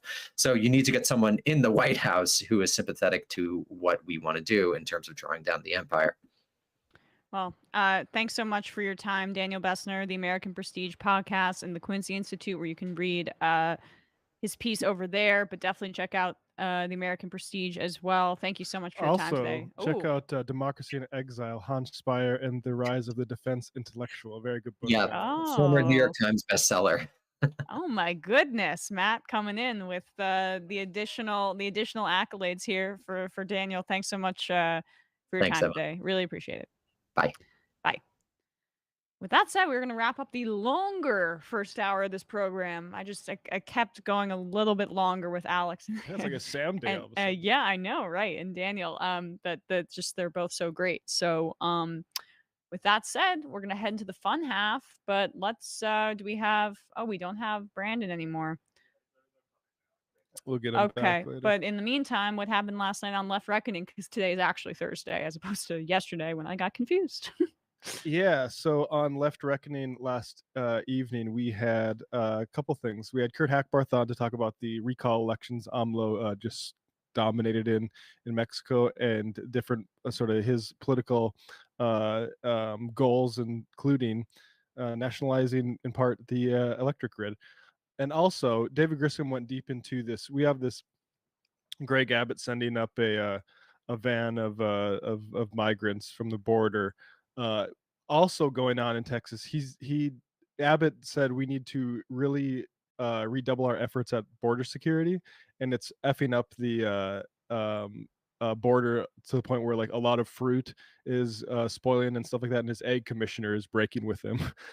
So we talked about that. Patreon.com/Left Reckoning, where we had a really long post game last night too. So check that out. Patreon.com/Left Reckoning. Definitely check that out. Oh, there. Yeah, Brandon's coming in. Brandon's coming in. Hey, Brandon. You're muted. Hold on. Yeah, we won't be able to hear him yet. 1 second, guys. All right. Well, just check out the discourse. Check out Dune. Check out Scam Economy. We'll figure this out. We'll plug at the end of the fun half song. We will see you in the fun half. We'll probably take a call or two, but we have a ton of funny clips to get to, so I want to rapid fire go through those. 646-257-3920. See you in the fun half. 3 months from now, 6 months from now, 9 months from now, and I don't think it's going to be the same as it looks like in 6 months from now, and I don't know if it's necessarily going to be better 6 months from now than it is 3 months from now, but I think around 18 months out, we're going to look back and go like, wow. What? What is that going on? It's nuts. Wait a second. Hold on for a second. Emma, welcome to the program. Hey. Matt. What is up, everyone? Nomi Key. You did it. Let's go, Brandon. Let's go, Brandon. Bradley, you want to say hello? Sorry to disappoint everyone. I'm just a random guy. It's all the boys today. Fundamentally false. No, I'm sorry. Women's... Stop talking for a second. Now let me finish. Where is this coming from, dude? But dude, you want to smoke this 7A? Yes.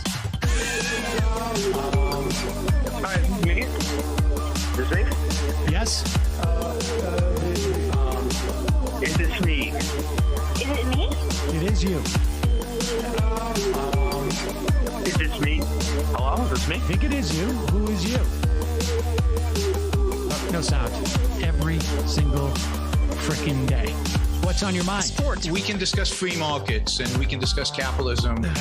I'm gonna go throw up. Libertarians. They're so stupid though. Common sense says, of course. Gobbledygook. We fucking nailed him. So what's 79 plus 21? Challenge Matt. I'm positively quivering. I believe 96, I want to say. 857-210-501. 1 half. 3 8s. 9/11, for instance. $3,400. $1,900. 6, 5, 4, $3 trillion sold.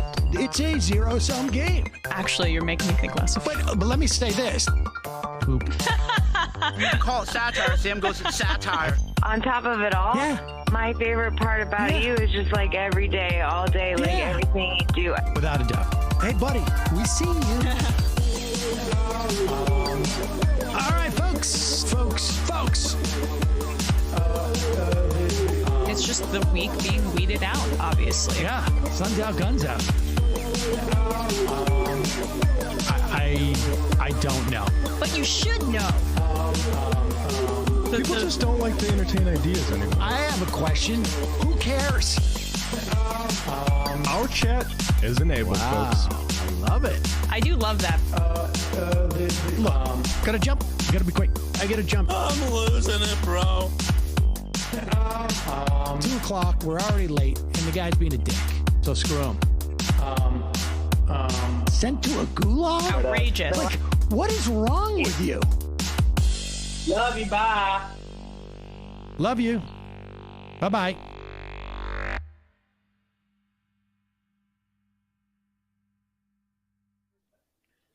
We are back. We are back. There's like a 40% chance I have salad in my teeth. So while I check on that, Bender, what's happening on Doomed and Scam Economy? This week on Doomed, we're investigating whether Emma has salad in her teeth. I will give you the results of that investigation shortly. All right, I think I'm all right. Perfect. That's good. This week on Doomed, it was on Tuesday, but obviously, if you didn't catch the live stream, you can catch the podcast or the replay at youtube.com/MattBinder and at doomedcast.com. I spoke with Abner Haug of Left Coast Right Watch about his experience at the his experience live at the anti-mandate, defeat the mandate rally in Los Angeles this past weekend. Who was there, what they were talking about, what we should have taken away from the event.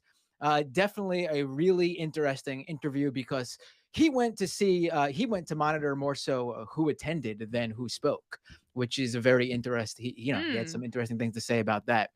And then on Scam Economy, which is tonight at youtube.com/MattBinder and at scameconomy.com, I have Ryan Broderick of the Garbage Day newsletter on to take us to Miami, Florida, where he attended the Bitcoin 2022 conference.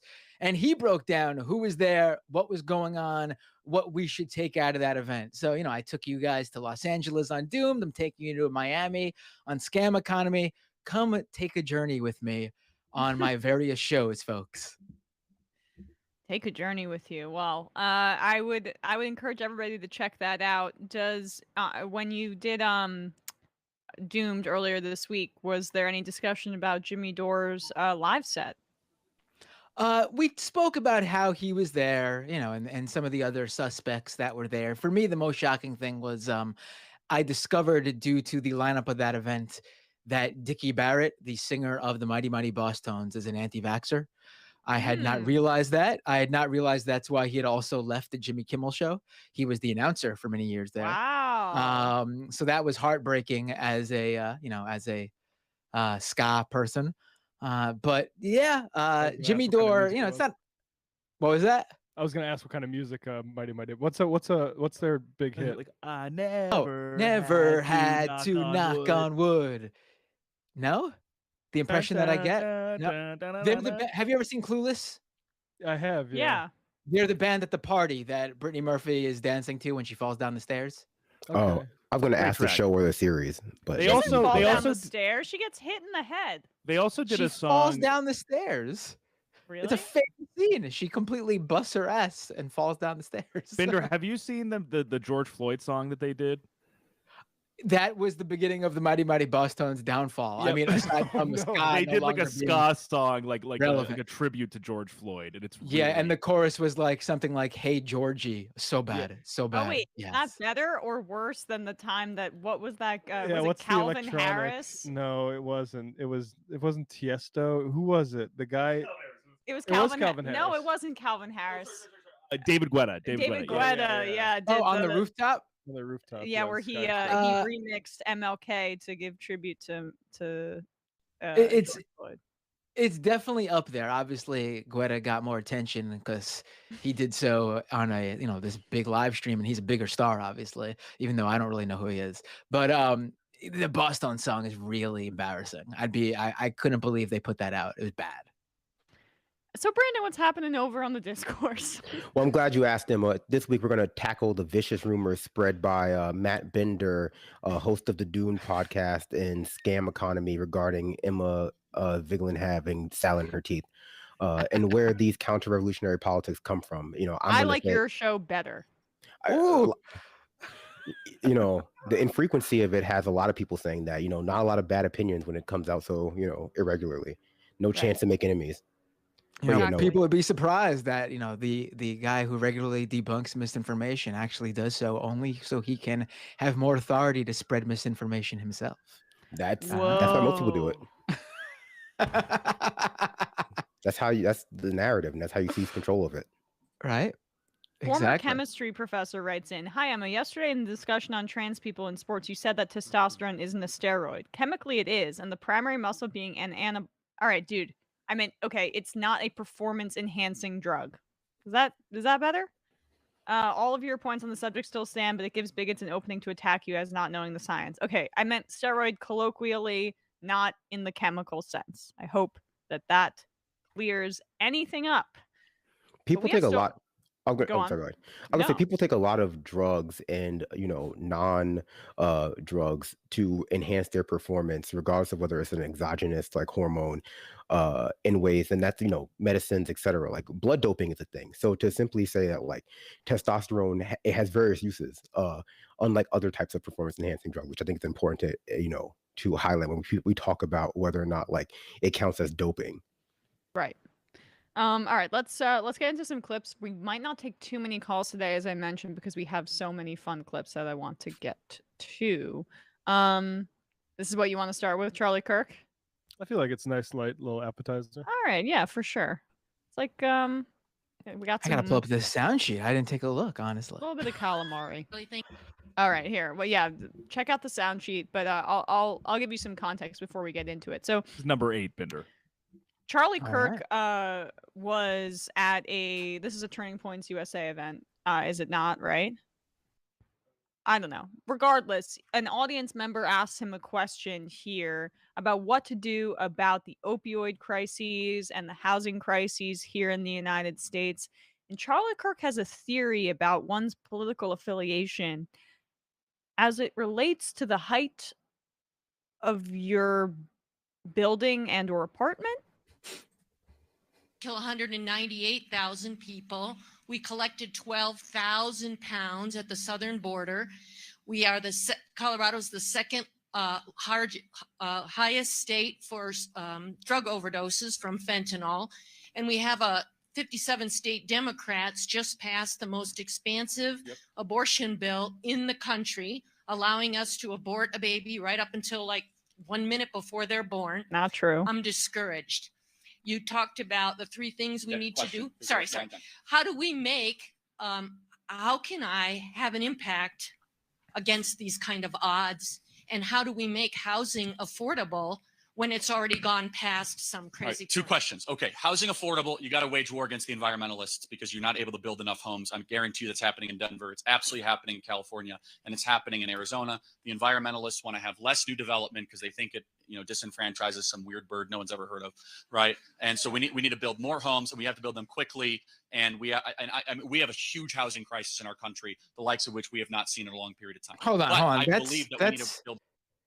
That's new to me. Leftists don't want more housing. They seem like they advocate a lot for more affordable housing quite often. What the hell is he talking about? Yeah, this is a very old-fashioned view of the politics of it. But the idea that some sort of environmental thing is standing in the way of building more housing, as opposed to, actually the people that would be empowered to build housing aren't incentivized to build housing because the lack of demand is leading to them getting huge profits on the housing that they already own and don't need to build more And of. the private equity groups that have bought up a bunch of homes and driven up the prices artificially, creating a bubble that will eventually burst. That's part of it. Which is interesting because Kirk and Candace Owens will occasionally do anti-BlackRock stuff, but apparently he forgot about that and went back to the environmentalists this time. Yeah. But keep going because we're about to get to his galaxy brain theory. The left is interested in regulating those private equity firms, by the way, not the right. Or liquidating them entirely. Yes, and also building more affordable housing, which would drive down prices in general. Here we go. We have to build them quickly, and we have a huge housing crisis in our country, the likes of which we have not seen in a long period of time. But I believe that we need to build horizontally, not vertically. It's one of my speeches. Developers don't like it when I say this, but it's true. The higher the building, the more liberal the voter. It just is. So, and if you are, the closer to the ground you are, the more conservative you are. We should encourage people to spread horizontally and not vertically. Look at Denver. The higher the high rises, has Denver become less free or more free? It's become a dystopian nightmare. You guys know that. Now you might say, Charlie, that's a correlation with the causation. Think about it. Yes. If you're on the 32nd floor renting, not owning, if you're not in the weeds and in the yard and understanding what it takes to grow food and to maintain the land, are you going to be more or less likely to actually be a conservative? The higher the building, every single study shows they become more liberal over time. It's happening in Phoenix, happened in Denver, happened in Atlanta, happened in Dallas, happened in Chicago, happened everywhere, and yet few people actually say that out loud. Whatever. Okay, that was housing. Fentanyl, look, there's... All right, that's because it's dumb, and it is correlation and causation. Higher buildings are in cities. That's where more liberals are. No, it's because higher buildings are more phallic, and so living in them feminizes you inherently. You know, Charlie Kirk doesn't have the courage to say what I have, you know, the courage I have to say what I'm going to say, which is that, like, living in a tall building is inherently feminizing, and therefore makes you a liberal voter.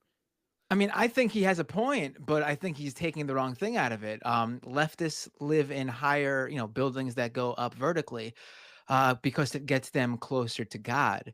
And we hear God's message better, and that's where our priorities come from. We actually are the ones spreading God's word when we say what we say to support our policies and ideologies. Yeah, why does Charlie Kirk want conservatives to be closer to hell? That's fake. That's fake news, because you guys are forgetting the morality tale at the Tower of Babel. You know, so a lot of you guys are just like, you're trying to lead our viewers astray off the path of the righteous, and, you know, AKA the suburbs. I mean, I think probably the thing to demystify this for Charlie a little bit, if he wanted to understand what the mechanism at play here is that when you have places of high density versus, say, low density, what is often happening in the low density is that those are property owners, and that is why they're more conservative. Yes. And because they're not renting apartments. He did say renters there, right? So he got close to it. Right. And like, but I will say, like, that's not an immutable sort of law, because if you look at any sort of sort of settlement of this country, when you started settling like people onto the land to farm it, you very quickly had agrarian populist movements that were upset, even though they were very low to the ground and very sort of concerned with how to grow food out of it. They were also very concerned with getting their food to market and stuff like that. So they ended up getting very anti-finance and monopoly. So I don't think that it's really necessarily how close you are to the ground or not. He's also claiming that they're, you know, doing their own farm work, as he's talking about the suburbs essentially here. Yeah, exactly. And I was unaware that there's a causation, whatever, element when it comes to the higher the buildings, because now that you think about it, that's why Dubai is the most liberal place in the world. Yeah, exactly. I was also surprised that there is like a dramatic lack of housing, specifically lack of suburbs in places like Arizona, because I was under the impression that there had been, you know, huge swaths of suburbia built like pre-2008 as speculative vehicles, only to find out that people didn't actually want to live in those communities because they were so like arid and away from like actual, you know, amenities that people need, which kind of compounds the whole gas crisis people are having on the right as well. Yeah, I mean that stuff is like where this gets serious, and like we should be taking the opposite position of Charlie and saying build higher, more density for the climate reasons in general. Like that, this desire to build horizontally is a subsidy to the fossil fuel industry and automobile industries and whatever like other industries we've sort of been subsidizing through really, like, I mean, lawns are, as somebody who mowed lawns growing up, like that whole thing, like, speaking of Arizona, why are there lawns in Arizona? It's grotesque to see like a lawn in a place like Arizona, and I think even like in a place your mic's off. Oh, my mic? Oh, we just went off for a second. Oh, even in a place like North Dakota, I think we should just be, I don't know, not wasting water on stuff like that. Yeah, I guess Charlie Kirk really loves the ranch style of home. Big King of the Hill fan. I can't blame him. It's a great show, but still, we can't all live on one level. No stairs. It's liberal tyranny. That's a big thing on House Hunters International. Like no stairs. If it's a 3-floor walk up, people are not doing it. Mud Spots. Charlie Kirk, the low spark of jackbooted boys. I don't even get that. The low spark? Low spark, yeah. Chris Burdick. Charlie Kirk's right. I mean, look at the bleeding heart liberal who owns Trump Tower. Right. Yeah. There you go.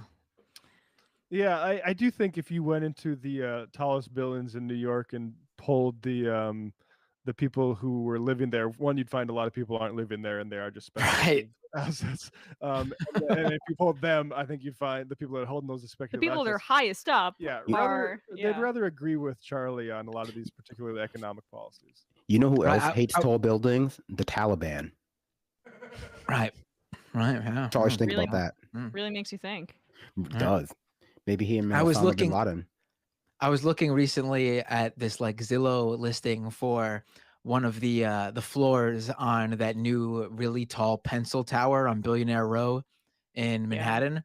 And I hate that building. Yes, it's ugly as hell. Also, it sways in the wind because yes, people who actually live in similar buildings, which aren't as thin and high as that one, have said, like, complain that the building sways and they hear creaks and noise all the time at night when it's windy. Yeah. That doesn't sound safe. But anyway, this listing I saw was something like 4-bedroom apartment with 10 bathrooms. What does that tell you? Tells me that they're not living there. They're using it for like the soirees they have when they like are in town for like a week out of the year or something like that. Because who needs 10 bathrooms, especially when there's only 4 bedrooms? If you expect me or anybody else to get dressed, bathe, pee and poop in the same bathroom, then I think that you're just being, a classic liberal wanting us all like to share each other's toothbrush, and that's what communism is. Because I know that for every person you have in a house, you need at least 3 bathrooms. It's sexual Another house promiscuity. hunter. House hunter's they're lesson. peepers. Go on. No, I was gonna say that's just another lesson from house hunters. More bathrooms, the better. You're making me want to watch House Hunters. Honestly. You should. Yeah, Teaches you a lot about Middle America. Yeah. All right, let's do another clip. Let's do this Marjorie Taylor Greene clip. I had fun with this one. This the Matt Gaetz one? Yes. So, Jimmy Kimmel made a joke about Marjorie Taylor Greene, and she hasn't shut the hell up about it for around 4 weeks now. She was the same person making fun of Alexandria Ocasio-Cortez for being fearful of sexual assault or violence against her during the insurrection attempt. And so here she is. She's also a free speech advocate who constantly says people should be, edgy comedians should be able to make jokes. And here she is. I believe she contacted the Capitol Police about this Jimmy Kimmel joke. Oh my God. Yes, she did. She's very afraid. She's very afraid of Jimmy Kimmel. And so afraid that she is just very grateful that a strong man like Matt Gaetz will stick up for her, because she can't handle herself in these kinds of situations because she's a woman, and that's the way of the world. And they go and do it. Yeah, and Jimmy knows it happens, and Totally. and so Matt, I'm really grateful for you as in your character and as a man that would stand up and defend me as a woman, because we need to recognize that women are the weaker sex, and men are stronger than us, and we're seeing it in our women's sports. We're watching men dominate in women's sports like Leah Thomas in swimming. But here's Name one other something swimmer. Jimmy Kimmel should understand is I did report it to the Capitol Police, because I'm taking that call of violence and that threat against my safety very seriously. And also for my family, because what we can expect, Matt, is for the left to react to what he's calling for. Totally. And they want it to happen. So, Marjorie, the reason that you're not as strong as you want to be is because you do CrossFit. That's why you're not seeing the gains that you think you should be seeing. She's a squat heavy. She's a squat heavy. Deadlift heavy. I feel like people are sort of missing what her point was here. Like, I think they're using this attempt to knock her for, typical like misogyny on the on the right, where, you know, women are not as strong as men or can't do whatever men can do, and women's place are in the kitchen and you shouldn't take the roles that big strong men take. I mean, that's a usual right-wing talking point, sure, but I actually think what she's doing here is way more nefarious. She's like being facetious here because she wants to segue into the idea that the talking point that Leah Thomas is not a woman but a man, and that's why Leah Thomas is dominating in women's sports. Like she's using this to attack trans people. Also, Yeah, I and want to say, oh, go ahead. I just want to say real quick, we should just say the joke that Jimmy Kimmel said, which is that Marjorie Taylor Greene was accusing Congresspeople of being pedophiles if they supported Ketanji Brown Jackson, and Jimmy Kimmel said, "Where's Will Smith when you need him?" Now, as a free speech activist, I think if we are not allowed to make that joke about somebody who is accusing other people of being pedophiles, if we can't make jokes about that person getting slapped and everybody laughing about it, then I don't think free speech is worth a damn. Because I think, first of all, a congressperson accusing people of being pedophiles or groomers or something like that is going to lead to way more of a worse outcome than somebody getting slapped, just generically. And so I think, like, if we're going to have this free speech where Marjorie Taylor Greene can accuse whoever of being a pedophile because they support a Supreme Court pick, then we can have people on cable television joking about them being violently assaulted. I will say, I think it's quite something that she goes on to Matt Gaetz's podcast, I guess that is, to, you know, defend, I guess, her right to call people pedophiles, you know, with no evidence. You know, Right. I can't think of a more appropriate platform for that. I will say, though, to all the points that were made previously, just to add on to them, you know, it's also shameless pandering to the ego of like the Republican male, because there's just like 0% chance that like Matt Gaetz could take her in an arm wrestling contest. They should have arm wrestled right there, and I just do not believe he could beat her. Well, Because I you mean, know, she might do CrossFit, but there's no way he works out at all. I mean, yeah, right. At least she's doing something, even though CrossFit is, you know, damaging your joints and probably not a more efficient way to work out. We did once play that video of her swinging like she was on the jungle Her gym form is so bad. when she was doing what I appear to be an attempt at pull-ups, but I digress. Like, that's what grosses me out so much about this. It's like, yeah, I know this is kind of a silly term, but it's the pick me girl, right? It's the um I'm going to uh, debase myself and present myself as weak and lesser than in order to make you, the strong male, feel comfortable. It is like so degrading to watch, but like that is the brainwashing of some conservative women in this way is I have to give up my agency and my self-respect in order to make a man feel comfortable so a man can lead. And that's how I need to live my life. It's a little She's bit sad, but she's so vile that I don't feel sad for her It's whatsoever. she's the trad wife meme. I mean, literal like she's a rad trad. I mean, but she even takes that even further than I think the meme does. definitely. And it's also, but it's a great grift on her part too, because like the sexual inadequacies of like, or rather their own perception of their sexual inadequacies is like a big driving force behind like conservative pathology, especially modern conservative pathology online. You know, all they're concerned about is like being cucked and like interracial dating and, you know, incel culture and all the things that sort of revolve around their, you know, their perception that the liberations of women's sexuality, the integration of races has led to some kind of like unfair competition for like the affections of women.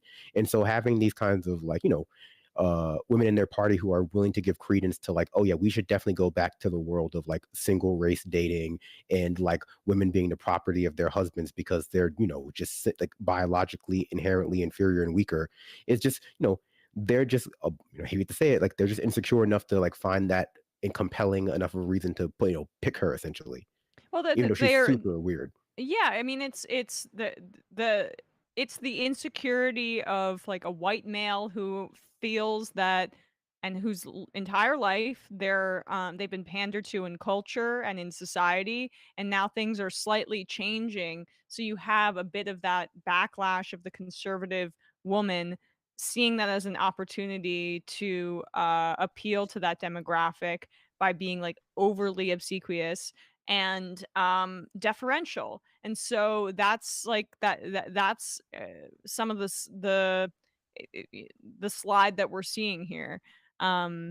It's the same population that Steve Bannon saw an opportunity in when Donald Trump was running. He had previously worked in gaming and had seen what was the Gamergate scandal, right? Saw that as like a way to exploit. You saw young white men were getting angry that their video games were, women were having influence on video games. Right. And their video games were no longer featuring the big boobed anime women, but actually real looking women, and they couldn't handle that. They turned down the jiggle physics and Dead or Alive Extreme Beach Volleyball 7 in the American version, and people got really upset about that because that meant either you got to see breast jiggling at a slightly reduced ratio, or you had to like play the game in the original Japanese on like a modified console. And from my perspective, if you're playing on an American console, you deserve what you get. But so you gotta jailbreak that stuff. But some people thought it was like an unscalable barrier, I suppose. That does sound really heartbreaking. Never stand between me and jiggle physics. The jiggle rate is just the decline of the jiggle rate. It just means that Western society is no longer tenable because all of the men are becoming my jiggle.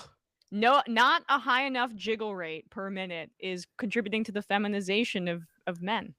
If you assign any less than 15 programmers to each breast and how it moves in in the game, you've given I don't know too much leeway to the feminazis.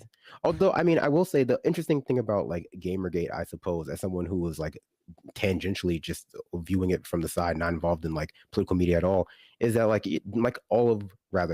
like many of the problems we deal with that the right are constantly griefing us about, they just love to pretend that it's about some sort of deeper integrity issue as part of like the collapse of like games journalism, which I don't necessarily agree with, but like you can extrapolate that out to be just general like lack of integrity in real like in any kind of reporting, industry, hobby, just general news, and using that just like larger like obvious cultural grievance that is true that people agree with that they don't actually want to solve to push a misogynist agenda to people who are just generally alienated. One thing that's interesting about the journalism aspect of it, in terms of they tried to portray it as a journalistic thing when obviously it was not that, was it actually is quite analogous to like what you see today with the Elon Musk's conservative fans. Whereas like Elon Musk announced he wants to buy Twitter, and you should see online all these conservatives online are, Elon Musk, he's the best, he's the greatest, he's gonna save us, give us free speech. But when in reality, what he's really doing is just hiding the fact that he's gonna pump and dump Twitter's stocks that he owns. On top of that, he had to SEC is investigating his erroneous filings that he did, where he already made $100 million+ off of filling out forms late and wrong when he was supposed to file forms related to his Twitter stock that he did buy. They cheer on when these super powerful wealthy people break laws and do things with zero integrity. But with Gamergate, the same thing, big, AAA, whatever they're called, the gaming companies like the, EA Sports or whatever, they all the time like pay for coverage and things like that and pay for reviews and stuff like that. And Gamergate was all about going after this one woman who was an indie developer. She made a text-based internet game that didn't cost any money, and they were angry that she was put on a list of like the 100 best games of the year because she had some sort of like friendly relationship with the what they said was because she had some sort of friendly relationship with the author of the article. That they don't get mad at someone like an Elon Musk who uses his power to do things that are lack integrity and moral standing, and have no disclosure. But they go after the little people though.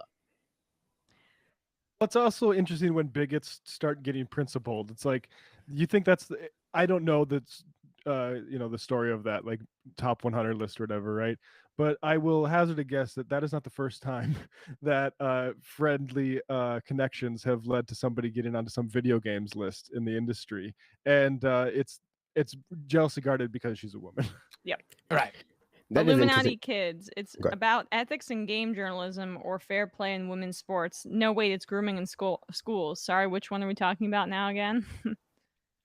Aaron is not cool. There was a game called Horizon Forbidden West that had a female protagonist. During their graphics demonstration, they showed the detail to her face, which had been some light fuzz, and incels went crazy online about having a beard and outing themselves as never being close to a woman.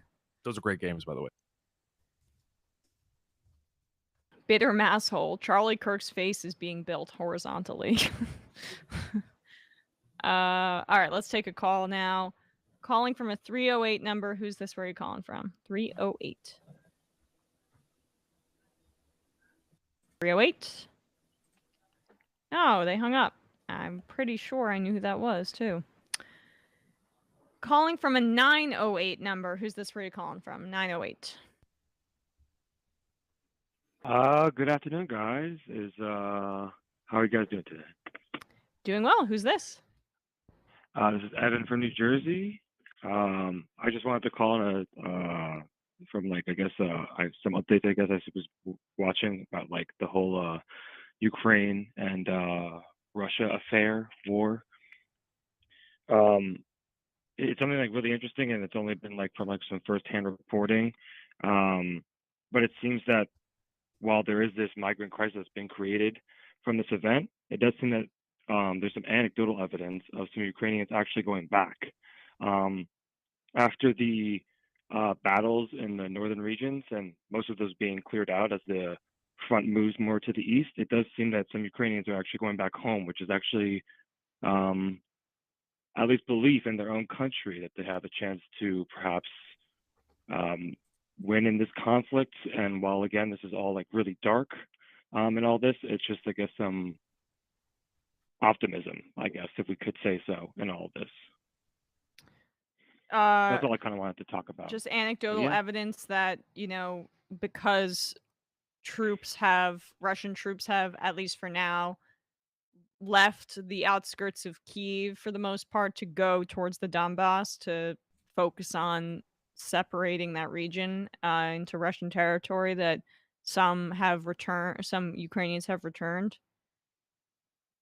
Yeah, or there's the flow, the outflow of Ukrainians leaving has slowed, and again, there's even some turning back to go to the areas that they had left to, because they still want to go home and whatnot, but they actually do believe. I guess there's at least some belief.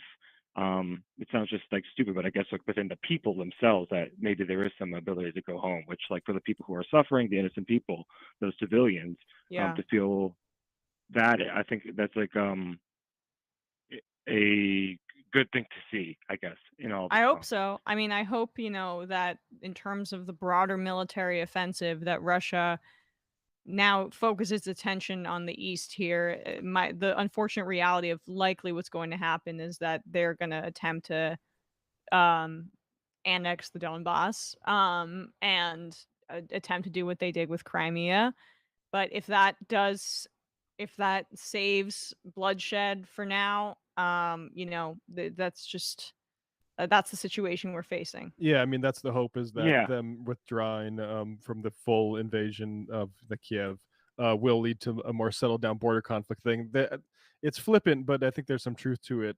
Felix on Chapo, like a month or so ago, was saying if Putin simply just confined all this to those border regions in the first place, I think he said the only people who would be super upset about it would be in America, stateside, would be people with 4 internships in Washington D.C. But the broad scale invasion obviously made it into this world stopping conflict. And yeah, I mean, I guess that's the hope, is that hopefully we could just settle things down a little bit. I don't know. I mean, it's not going to be pretty in those border regions, like you said, but the full invasion is over, hopefully. Yeah, maybe that is a good sign. Appreciate the call, Yeah, Evan.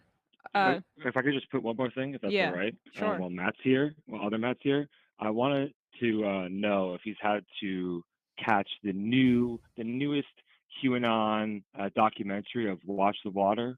I have not seen it yet, but that's the. What was that? I'm sorry. I thought you were continue. It's insane, and it's worth every second of viewership that you want to give it. Yeah, I'm probably gonna do a fantastic. Watch the Water. I'm probably gonna do a live watch of it on the live stream, maybe this weekend.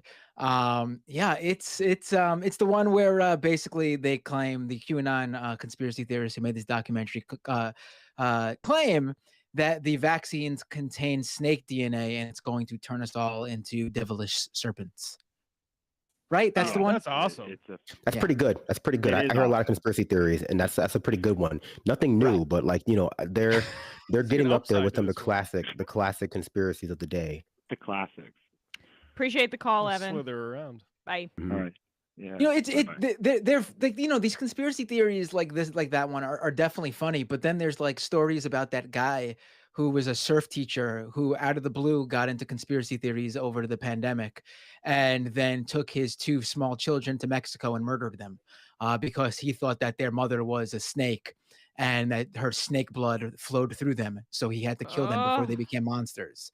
So yeah, I mean, these things, while funny and ridiculous, and I laugh at them too, they also really do cause a lot of harm. No, I mean, I think they cause a lot of harm, and they, you know, even when they don't result in death, they certainly result in people like finding themselves alienated from their families and from like the social groups and like lives that they had previously for no other reason than usually to like feed the ego of a handful of like conspiracy theory content creators. I think, you know, the unfortunate part is that we've seen such like an infusion of what, you know, previous to like QAnon and previous to like the anti-vaxxer strain that just took over like just mainstream Republicans, is that like a lot of the, you know, more out there conspiracy theories were just like, you know, believed by a handful of people on Facebook and Facebook groups. But, you know, the potential, I think we were seeing that the potentiality for a lot more Americans to fall into that conspiratorial mindset is there. And we need to sort of really contend with like, why are people so ready to believe things that are just completely out there in our society? And I think it has to do with, you know, when we're not talking about like snakes in vaccines, the level of like lack of accountability that our media has, that our politicians have, that anyone with any position of power has, leaves so much room for like confusion and for alternative explanations for why there is no lack of accountability to like, you know, prop up in these communities, that it just, I can see just like the pandemic, people being a home alone, being more alienated, like physically, leading to people having more desire to find communities online. And a lot of communities online are just like, at this point, are just conspiracy communities. Right. The communities online are either trying to feed you conspiracy theories or get you to invest in their latest NFT project. They're both, you know. I think that's a big problem we have too, is like when we think about conspiracies, and this problem I think makes it so hard to understand how people fall into them. Like we just have like a bucket of things we call conspiracies, and then we have like truth on the other side. And so people think, oh, conspiracies like the earth being flat, or like, you know, aliens being reptilian aliens controlling Washington DC, and they don't think about like just a general meaning conspiracy of people, one or more people conspiring behind the scenes to make something happen. But, you know, that's usually done, I think, for the reason that it allows people who believe those conspiracies that like prop up America to like have a counterbalance to like their crazy beliefs. Like, yeah, you know, I might believe in white supremacy, but I don't believe the earth is flat. Like, you know, I might believe in trickle down economics, but I don't believe that like aliens control things. It's just like, yeah, you know, we do a lot of stuff by comparison here. So like, yeah, trickle down economics seems comparatively less insane when you compare it to like, you know, let's say flat earth theory, but it doesn't make it any more true. Right. All right. Yeah, it's equally false and more harmful. Exactly. All right, let's do another clip, shall we, friends? Let's do it. There's a lot of good ones. You were right. You were right on the money. I didn't see them when you. I didn't see all the sound sheet when you mentioned that. But looking over it, and it's like, yeah, we get The hit out Tennessee like Senator. The Hitler oh, one? that's a good one. Okay, I yeah. have questions about that one, so I want to watch that one. Yeah. Oh yes, there's a lot here. Tennessee is debating, as I guess, a bill on homelessness, and during this discussion, Tennessee State Senator Frank Niceley explains how homeless people, it's not the end of the road for them. They can pull themselves up by their bootstraps and they can make something of themselves, just like Adolf Hitler. Wait, what? Speaker, I haven't given you all a history lesson in a while, and I want to give you a little history on homelessness. 1910. Hold on, pause it for a Hitler second. I'm decided- sorry not to stop there, but he said he hasn't given us a history lesson in a while. I am really interested in hearing what those prior history lessons The lecture were. series. Right. The Tennessee courses. Speaker, I haven't given you all a history lesson in a while, and I want to give you a little history on homelessness. 1910, Hitler decided to live on the streets for a while. So for 2 years, Hitler lived on the streets and practiced his oratory and his body language and how to connect with masses, and then went on to lead a life that got him in the history books. So a lot of these people, it's not a dead end. They can come out of these homeless camps and have a productive life, or in Hitler's case, a very unproductive life.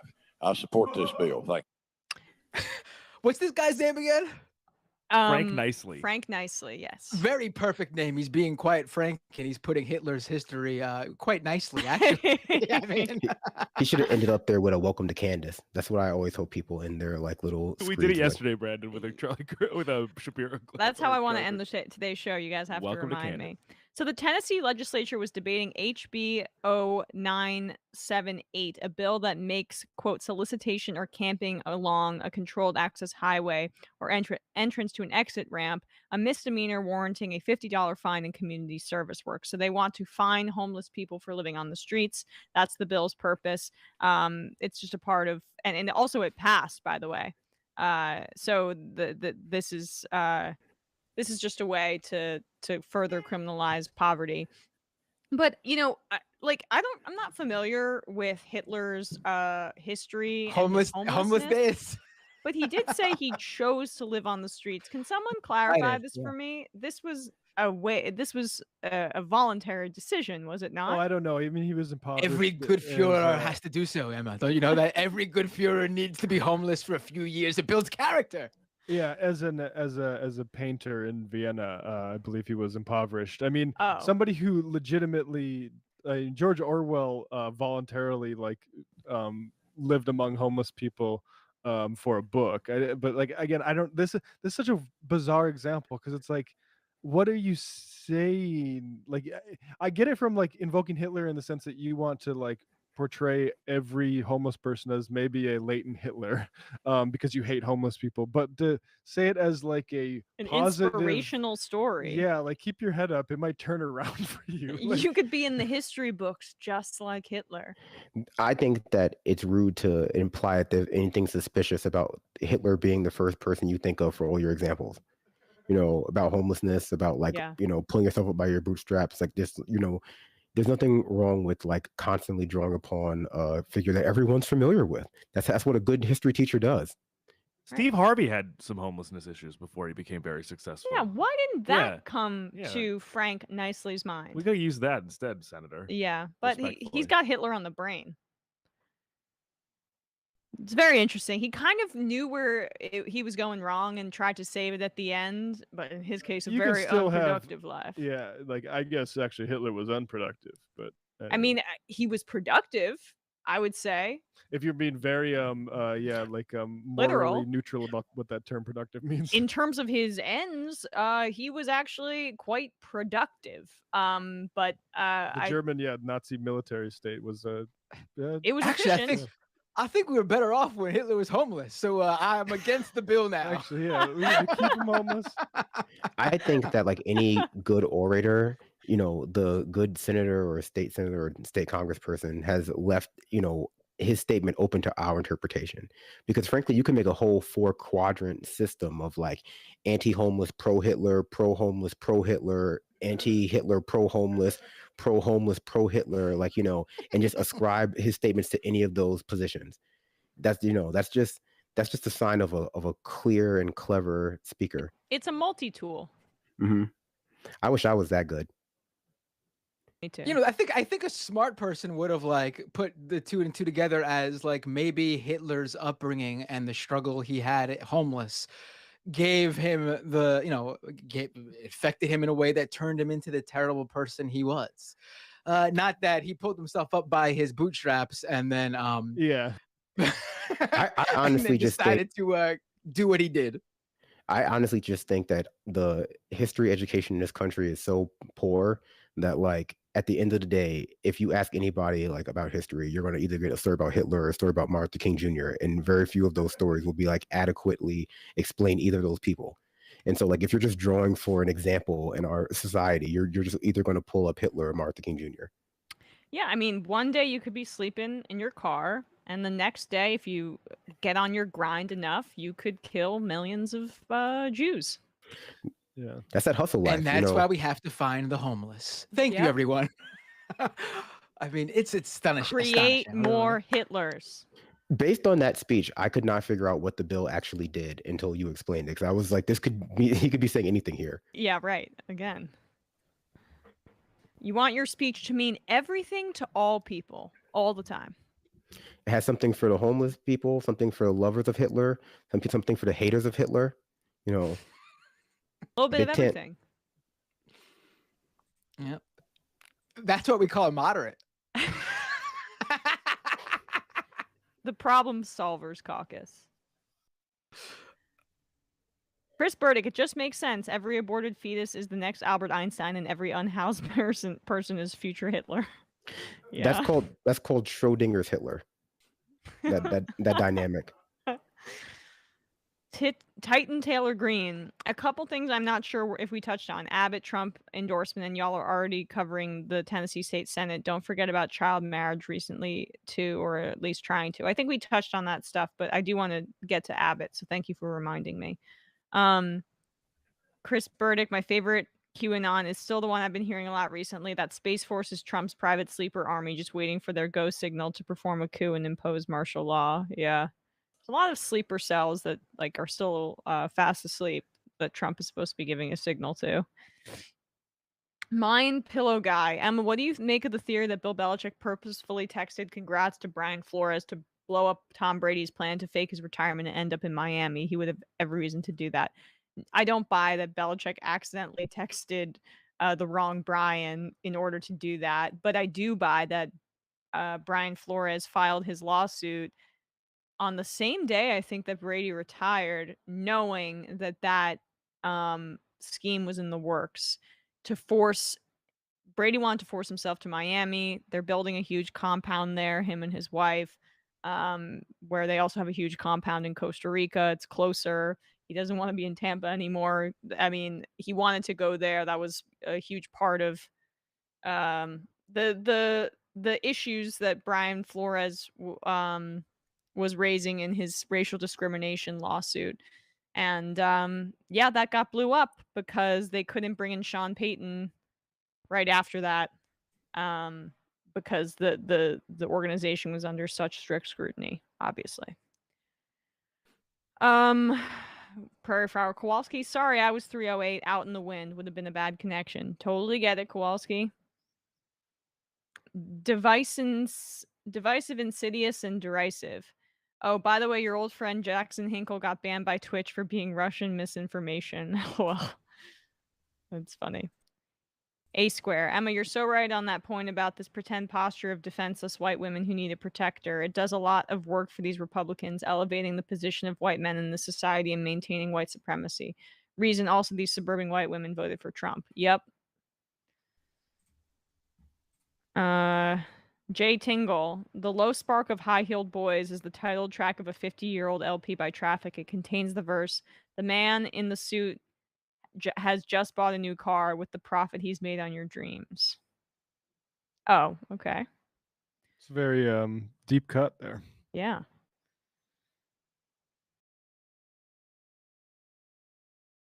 T Dizzle for Shizzle. In Florida, are same-sex parents of school kids allowed in the building? And do they not have to attend parent-teacher conferences? No, that's not what the bill's about. The bill's about attacking teachers. Yeah. Riled Up Riley. Emma, fabulous job this week on Charlie Kirk. It's a shorter trip for them that way. What? To hell. Okay. Wishing full recovery to our guy Sammy. Left his best. Yes.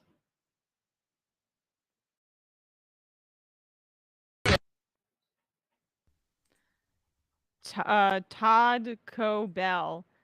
Where is Sam Seder? The real heads don't buy this COVID cover story. This MR cover up is exactly the kind of thing that's going to undermine you in the midterms once it's weaponized by Macho Man Steven. Are y'all trying to lose?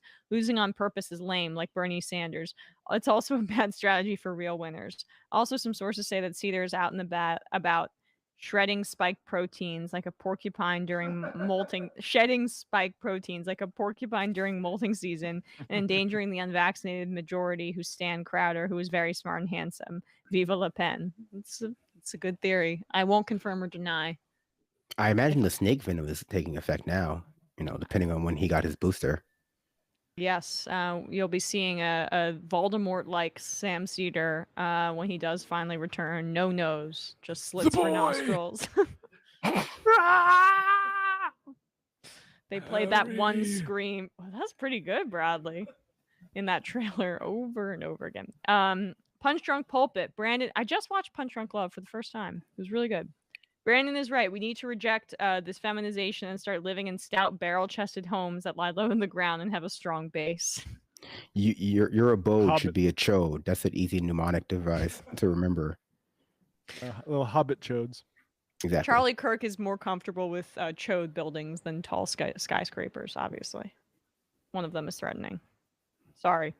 I'm Roni fan. I'm also a Roni fan. I'm in construction for all types of homes, mega mansions to Section 8. The only environmental obstacles are soil reports that ensure the ground can support the structure. California has energy efficiency requirements, but that doesn't affect 99% of homes. It only matters to mega mansions who want to live in all glass palaces. Yeah. And Roni fan, put some good energy out into the world. Let's hope Bethany returns. It's a Roni legacy. This is what we all want. I might cry if that breaks on the show. Truck Nuts 420. Thank you, Emma, for mentioning the Grand Rapids shooting. The man who was murdered by that cop was a part of our large African refugee community. The community is very connected all over the state, and even my friends in other cities knew Latoya and his family. This is a community that often already feels unsafe with police here, and now they are reeling from grief. Yeah. I mean, again, it's just such a contrast to different city, of course, but the rhetoric that we heard about Eric Adams about black on black crime essentially earlier today. I think those refugee communities, and we talked about Minneapolis too. There's a publication called the Sahan Journal, SAHAN, that covers the Minneapolis refugee community really well. But I feel like it is a massively overlooked part of this sort of like racist moment we're going through, is what's going on with those folks. Yep. All right, let's do another clip. Oh, is this the avocado toast thing? Okay. Excuse me. The Millennial Report on Outnumbered on Fox. That's what they call it? No. Okay. This is their segment. Outnumbered on Fox. They know what their demo is, and there's nothing that older Fox viewers like more than crapping all over millennials. Here is the Outnumbered Fox crew responding to a poll that shows that millennials and Gen Z generation, they like prioritizing, or they would prefer to prioritize their own personal happiness than be unhappy in a job. This is very offensive to the Fox News crew. All right, a new poll confirming what deep down we knew all along, that millennials and Gen Zers would rather be unemployed than unhappy in a job. According to the study, Gen Z and millennials are putting their happiness at home over their careers, with 56% of Gen Zers saying they would leave their job if it interfered with their personal lives, and 55% of millennials saying the same, and then almost half of them saying they would not accept a job at a company that did not align with their views on social and environmental issues. Hell yeah. My question, Lawrence, is then how are they paying for it? Like, is everything going on credit? Because if they have the luxury of saying no to jobs, no thank you, no thank you, how are they buying their top ramen? Or their avocado toast? Sorry. Either they're going into debt with a credit card, or the mama and daddies are paying for it. Oh. And the sad thing is this comes back to parenting. Yeah. I think there was Culture. good intentions from the parents back then that said, I want my child to be just happy. Yeah. But there's more to life than happiness. This is why many people are turning away from faith, because they don't believe anything is bigger than themselves. And my parents didn't play that. They wanted me to be happy, but they didn't care if I shed a few tears.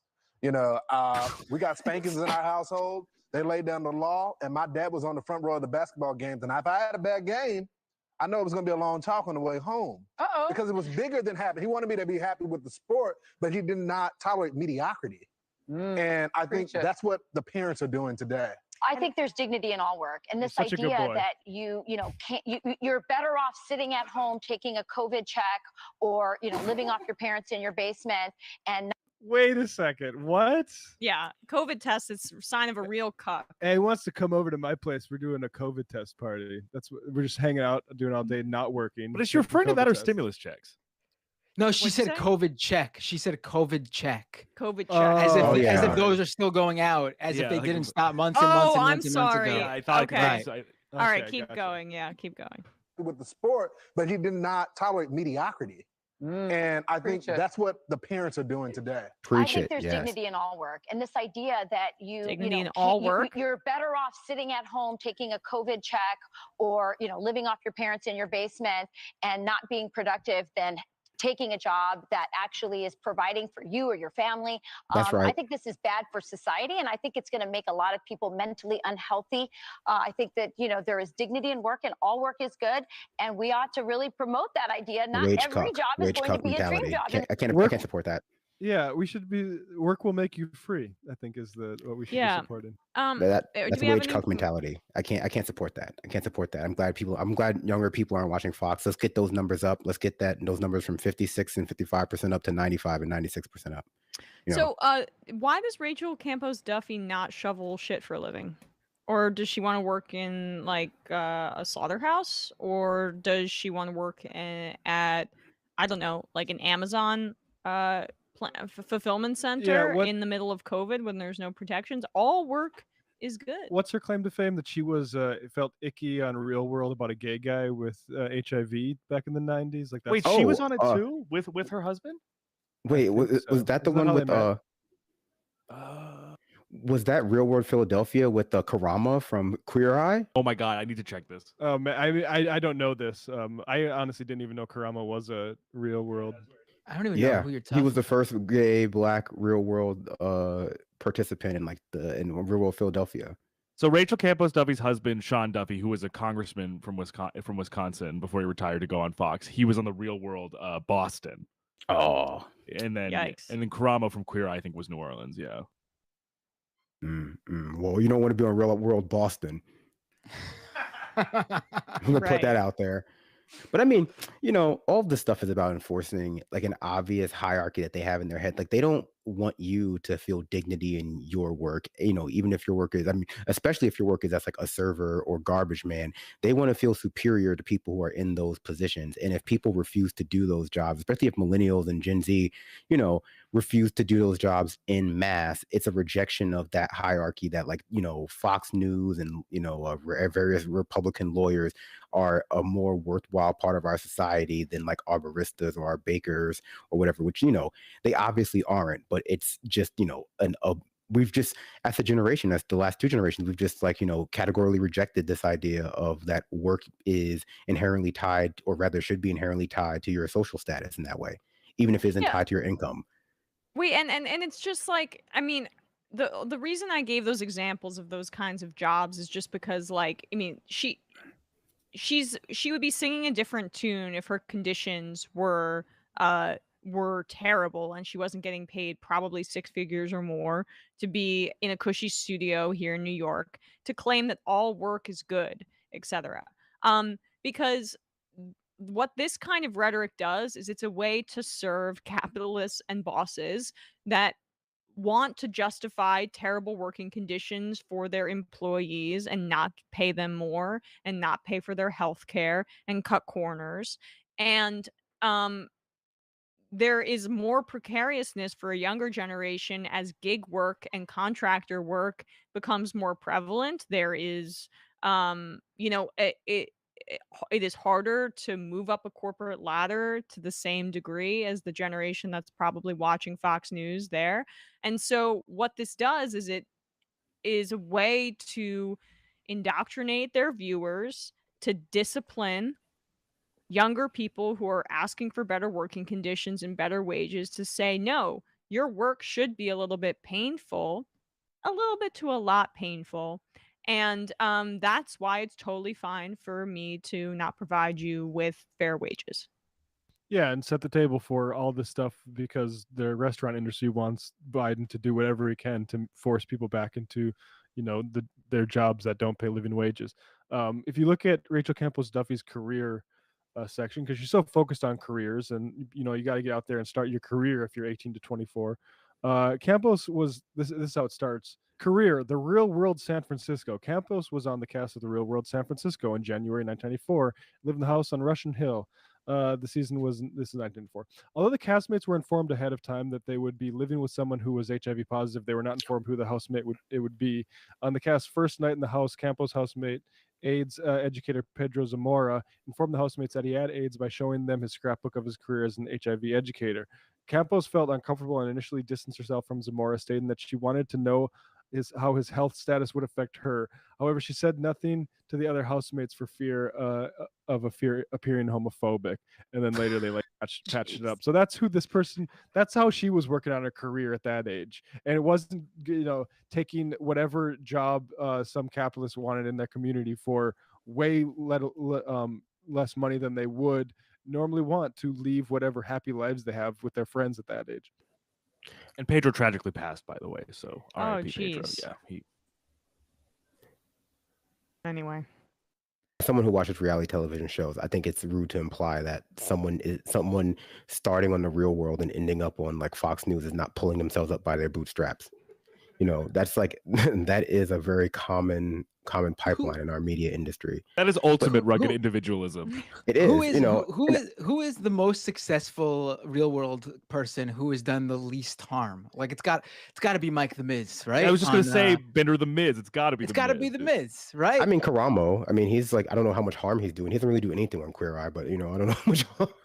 Wait, there's a guy on Queer Eye that was on. Yeah, The I didn't Real know there was World? a guy on Queer Eye who. I didn't watch The Real Oh, World. Karamo, The Miz is- the culture guru guy was from The Real World. Yeah, Miz is probably more definitely not famous doing than I think Karamo's politics are a bit not great in some things I've seen, but it's not Rachel Campbell Duffy bad. I think just back to the point she was making, it really is all about like enforcing this myth of the meritocracy that allows people at Fox News and various, their various friends to pretend like they've worked hard to pull themselves up to this position, and that, the real thing that's keeping people down is that they're not willing to work hard enough, even though, we've seen time and time again evidence that there really just is a stagnating caste system in this society, that like you're more or less likely to die in the socioeconomic class that you're born in, or fall into a lower one than you are to like actually, reach the millionaire heights that people still pretend like are possible. But unless you keep enforcing this myth of meritocracy, people might ask for more stuff. They might imply that since we don't have this mobility we've been promised, that we should at least have universal health care. Yep. Really cool. Also, Devin Nunes lost his defamation suit against CNN. Whoa. Yeah, Socialist Bear, Rachel Campos Duffy was on Real World San Francisco with Pedro, HIV, Gay Man, and Puck. Crazy San Francisco bike messenger who she effed. Barry No, I'm not reading that. She was on Miami with a guy named Dan. I just broke my pen. Who was gay and called him a slur at one point, or maybe that was the San Francisco one that people were referring to. Oh my God! I just saw the username. Jeez, that's might be the most. Yeah. Pretty graphic. Yeah. Calling from a 308 number. Who's this? Where are you calling from? Kowalski, I know it's you. Kowalski doesn't want to talk. Kowalski. Oh, he doesn't want to talk. He's just calling to listen. Yeah. Okay. My apologies. I will say I have not seen the season of Big Brother Celebrity with the Trump administration woman from The Apprentice, Omarosa. Yeah. That's next up on your docket. She played really well, honestly. It has to be. How was Bethany on Celebrity Apprentice? Oh, I don't know if I've seen that, but the interesting thing about that Celebrity Big Brother season was that she was on with Keisha Knight Pulliam from the Cosby Show. So Keisha Knight Pulliam tried to like check her on Trump, and Omarosa was like, "Well, you like Bill Cosby, so we're even basically." Kind of based. Calling from Got a her. 266 number. Who's this? Where are you calling from? 266. 266. That's a lot of static. I think it's a Skype number. Hello? Hello. Doctors from the UK. Can't hear you, dude. Yeah, you're gonna have to be brief because your connection's bad. Can you hear it's MIDI Doctors from the UK? Oh, hi, MIDI Doctors. Good to hear from you. Yeah, right. Okay. Everybody hit the like button first off. Okay. Secondly, this. Can you hear me? Can you hear me clearly? No, we can't hear you clearly, so you have to be brief. Oh, fuck it. I'll call another day. Right on 17. Take another. Sorry, take man. a different call. Love you, Mitty. All right, later. Damn, sorry about that. It's just a lot of We can static. hear the Atlantic between us. Yeah. MIDI Doctors is a chat icon. Ah, well, go off, MIDI Doctors. Call in tomorrow. Calling from an 818 number. Who's this? Where are you calling from? 818. It's reformed gambler from Jamaica. How you guys doing? Hey, Dave. Oh, not too bad. Don't worry, I'm not going to be calling for any tips. I don't know what I Okay, was good to thinking know. But anyway, I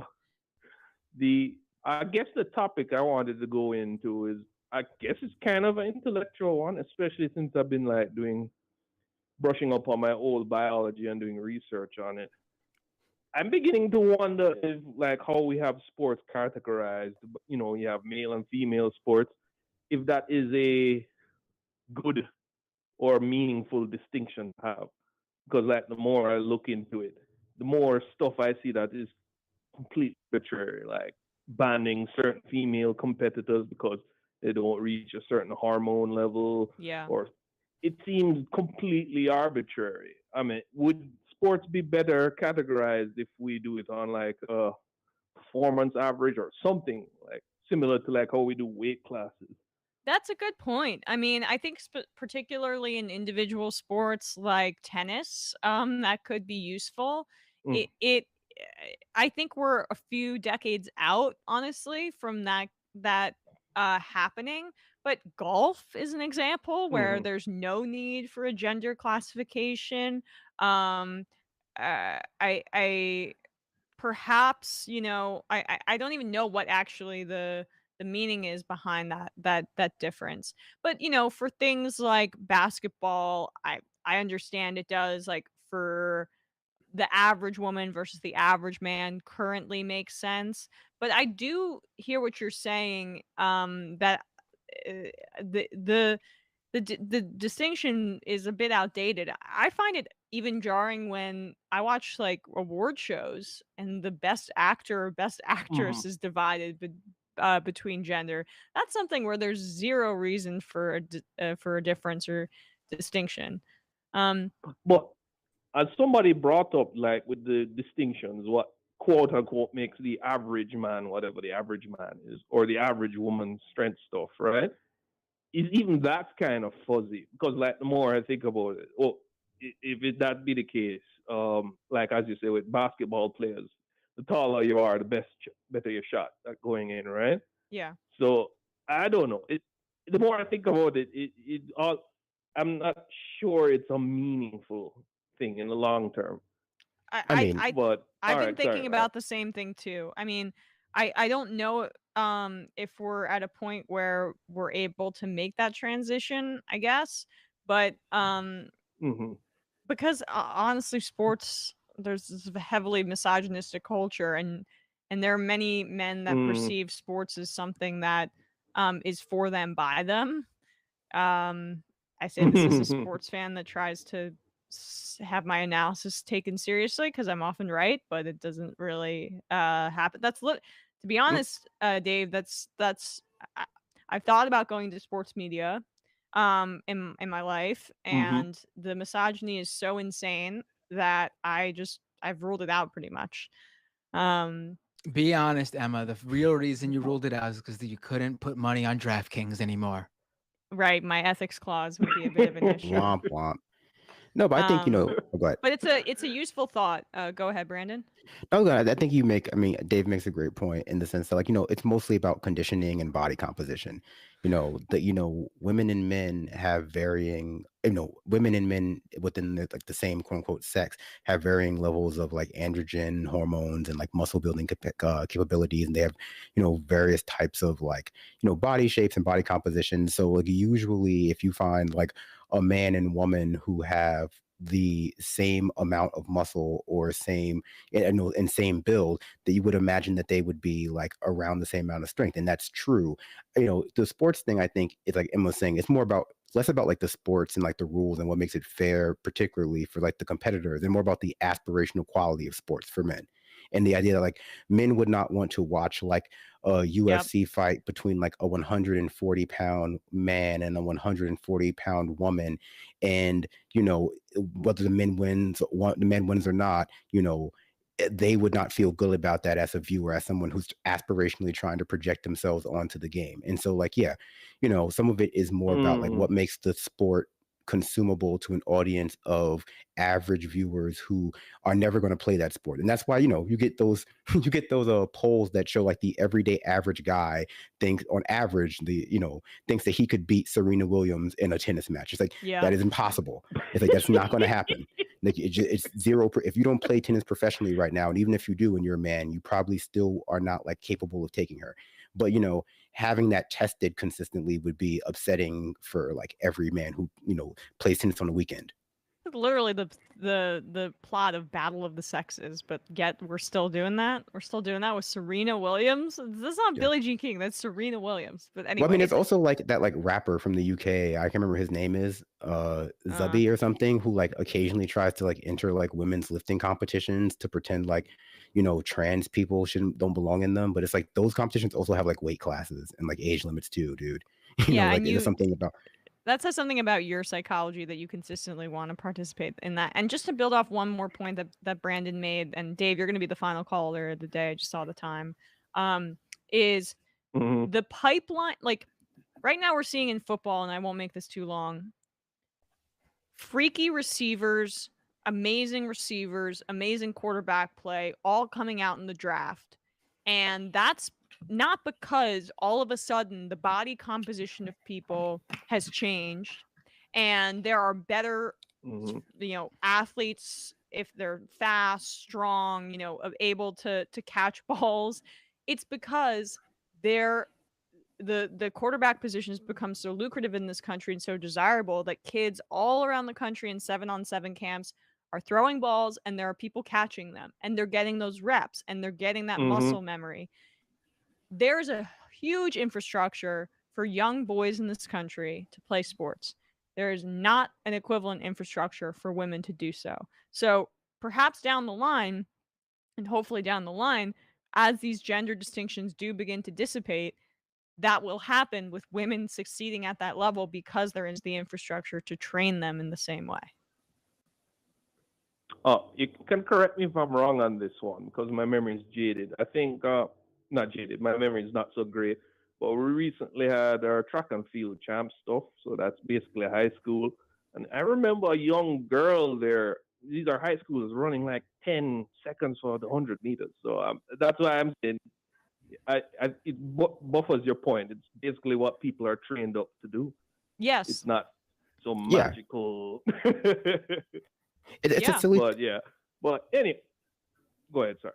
No, I was just going to say it's a silly thing to concern yourself with even if you're in the sport, because the number of people just statistically who have the possibility of becoming a professional athlete out of the, not even just general population, but people who like practice that sport and even semi-consistently is just so low that even if we were to integrate like them based on gender and, make it based on performance and like composition and height and age and stuff like that, people who perceive themselves as like going to miss out on that like Philadelphia opportunity to become the quarterback of the, of the Philadelphia Eagles, Invincible, I guess, become the quarterback of the Eagles, like they just can't aspire to that anymore. And it's really just about the aspirational nature of a lot of that stuff for those people. Like, because their argument would be like, I mean, how many women are they afraid of competing for like in like the NBA as opposed to WNBA? Like if even for like one woman in the NBA because she happened to be like 7'2", they would still think it was unacceptable.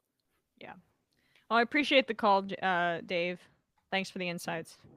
And Emma, I think you'd have made a great sportscaster type because hey, if my subconscious is asking for betting tips, that means you know your stuff. But anyway, catch you guys Appreciate it. later. Thank you. Thank you. Just want to say for the record that I'm pretty sure I could take Serena Williams on in a game of tennis. I would love to see that happen. It's like when people challenge like Brian Scalabrine at basketball courts, and it's like he's obviously like one of the worst. He was one of like a really bad NBA player, but any really terrible NBA player is still going to like kick your ass no matter what. Right. I mean, Like, I could take him and LeBron too. Let's put it that way. I It's used to also go to like my boyfriend's intramural basketball games, and there was a D1 player on his team, and like it was he didn't even play professionally. He just played D1 basketball. It was unbelievable, and he was like 5'10" too, and he scored like 50% of the points for their team. It was unbelievable. Right, I could take him on as well, and your boyfriend. Let's throw him in the mix too, Emma. Bender's gonna go 5-on-1 here. Exactly. Let's go. 5-on-1, yeah. People don't know that the song "That's How I Beat Shaq" is actually about Matt Bender and not about Aaron Carter. I But no, I mean, I'm telling you the fact. It's hard to tell, but Bender is an athletic 6'10", so I mean, the only person that I think would be able to give me a challenge would be Muggsy Bogues. Really, I mean, that's the challenge for me. But that's but height's one of those things too, especially like in basketball and like combat sports, where you will have like guys who are like 6'3", untrained, 110 pounds, going like, I think I could take Mike Tyson because he's a little short.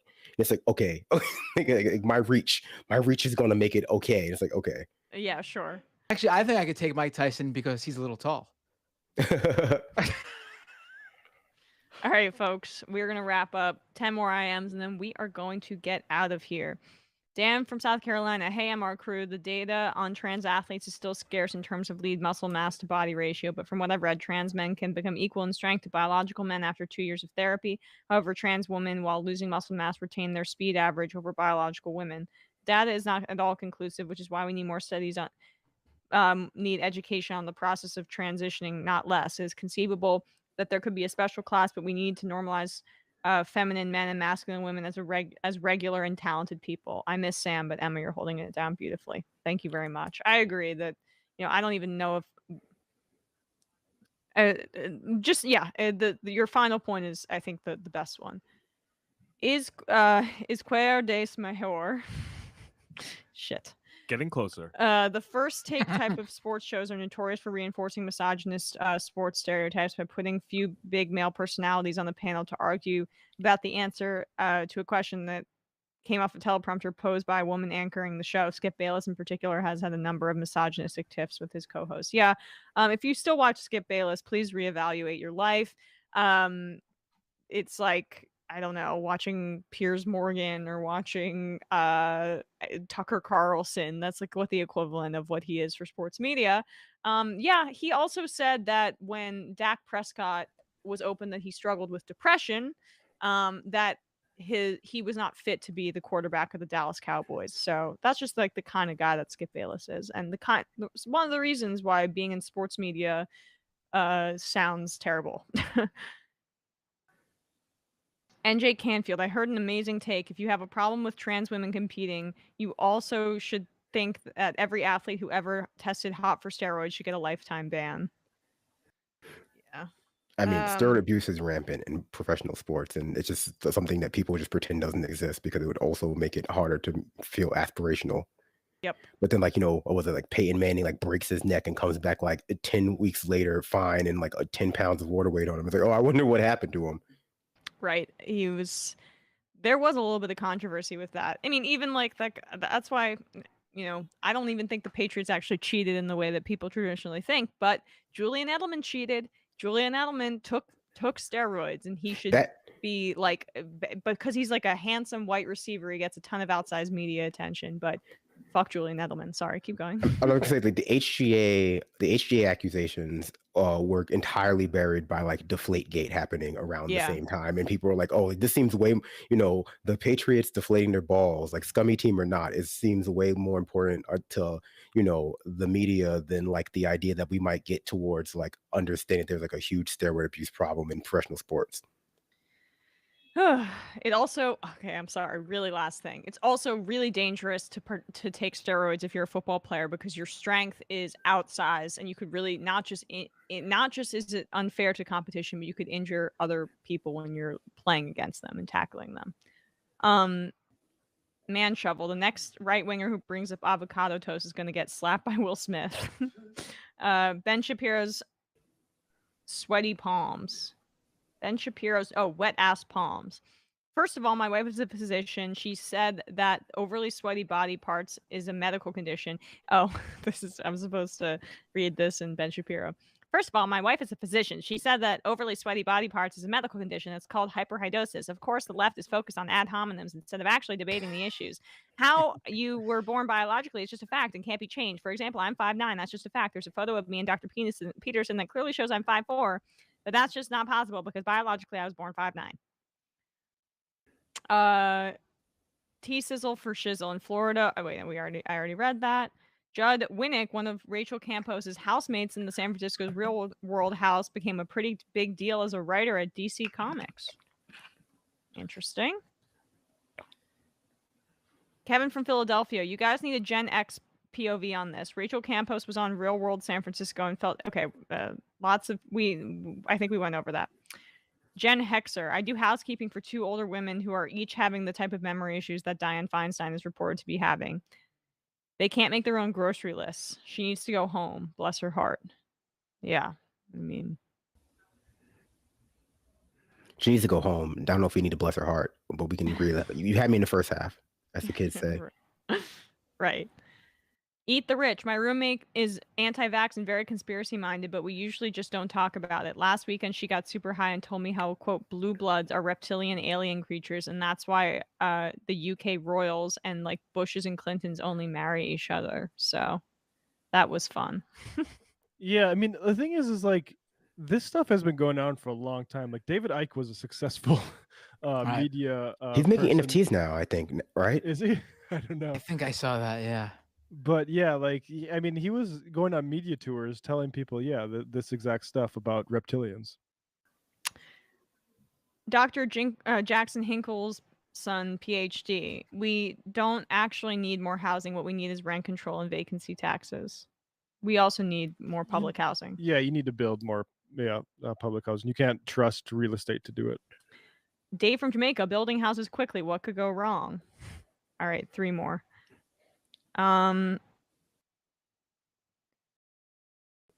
Is Sam using his recovery time to produce his Disney World tell-all, says Binder Dad?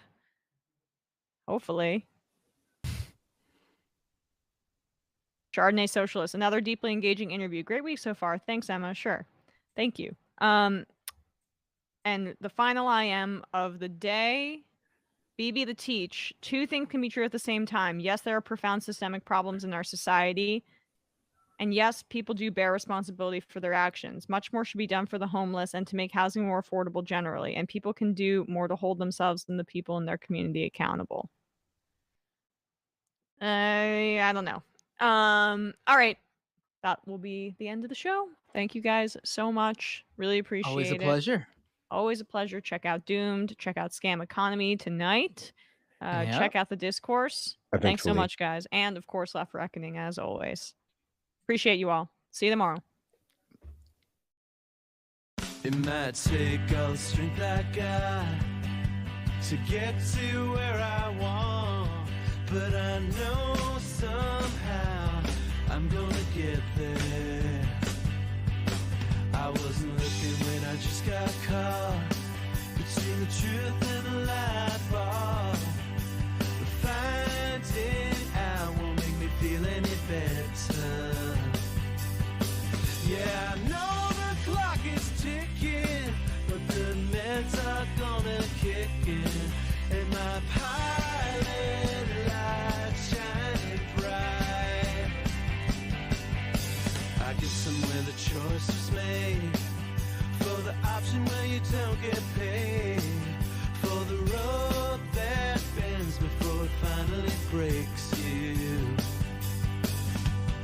Guess somehow I lost my drive.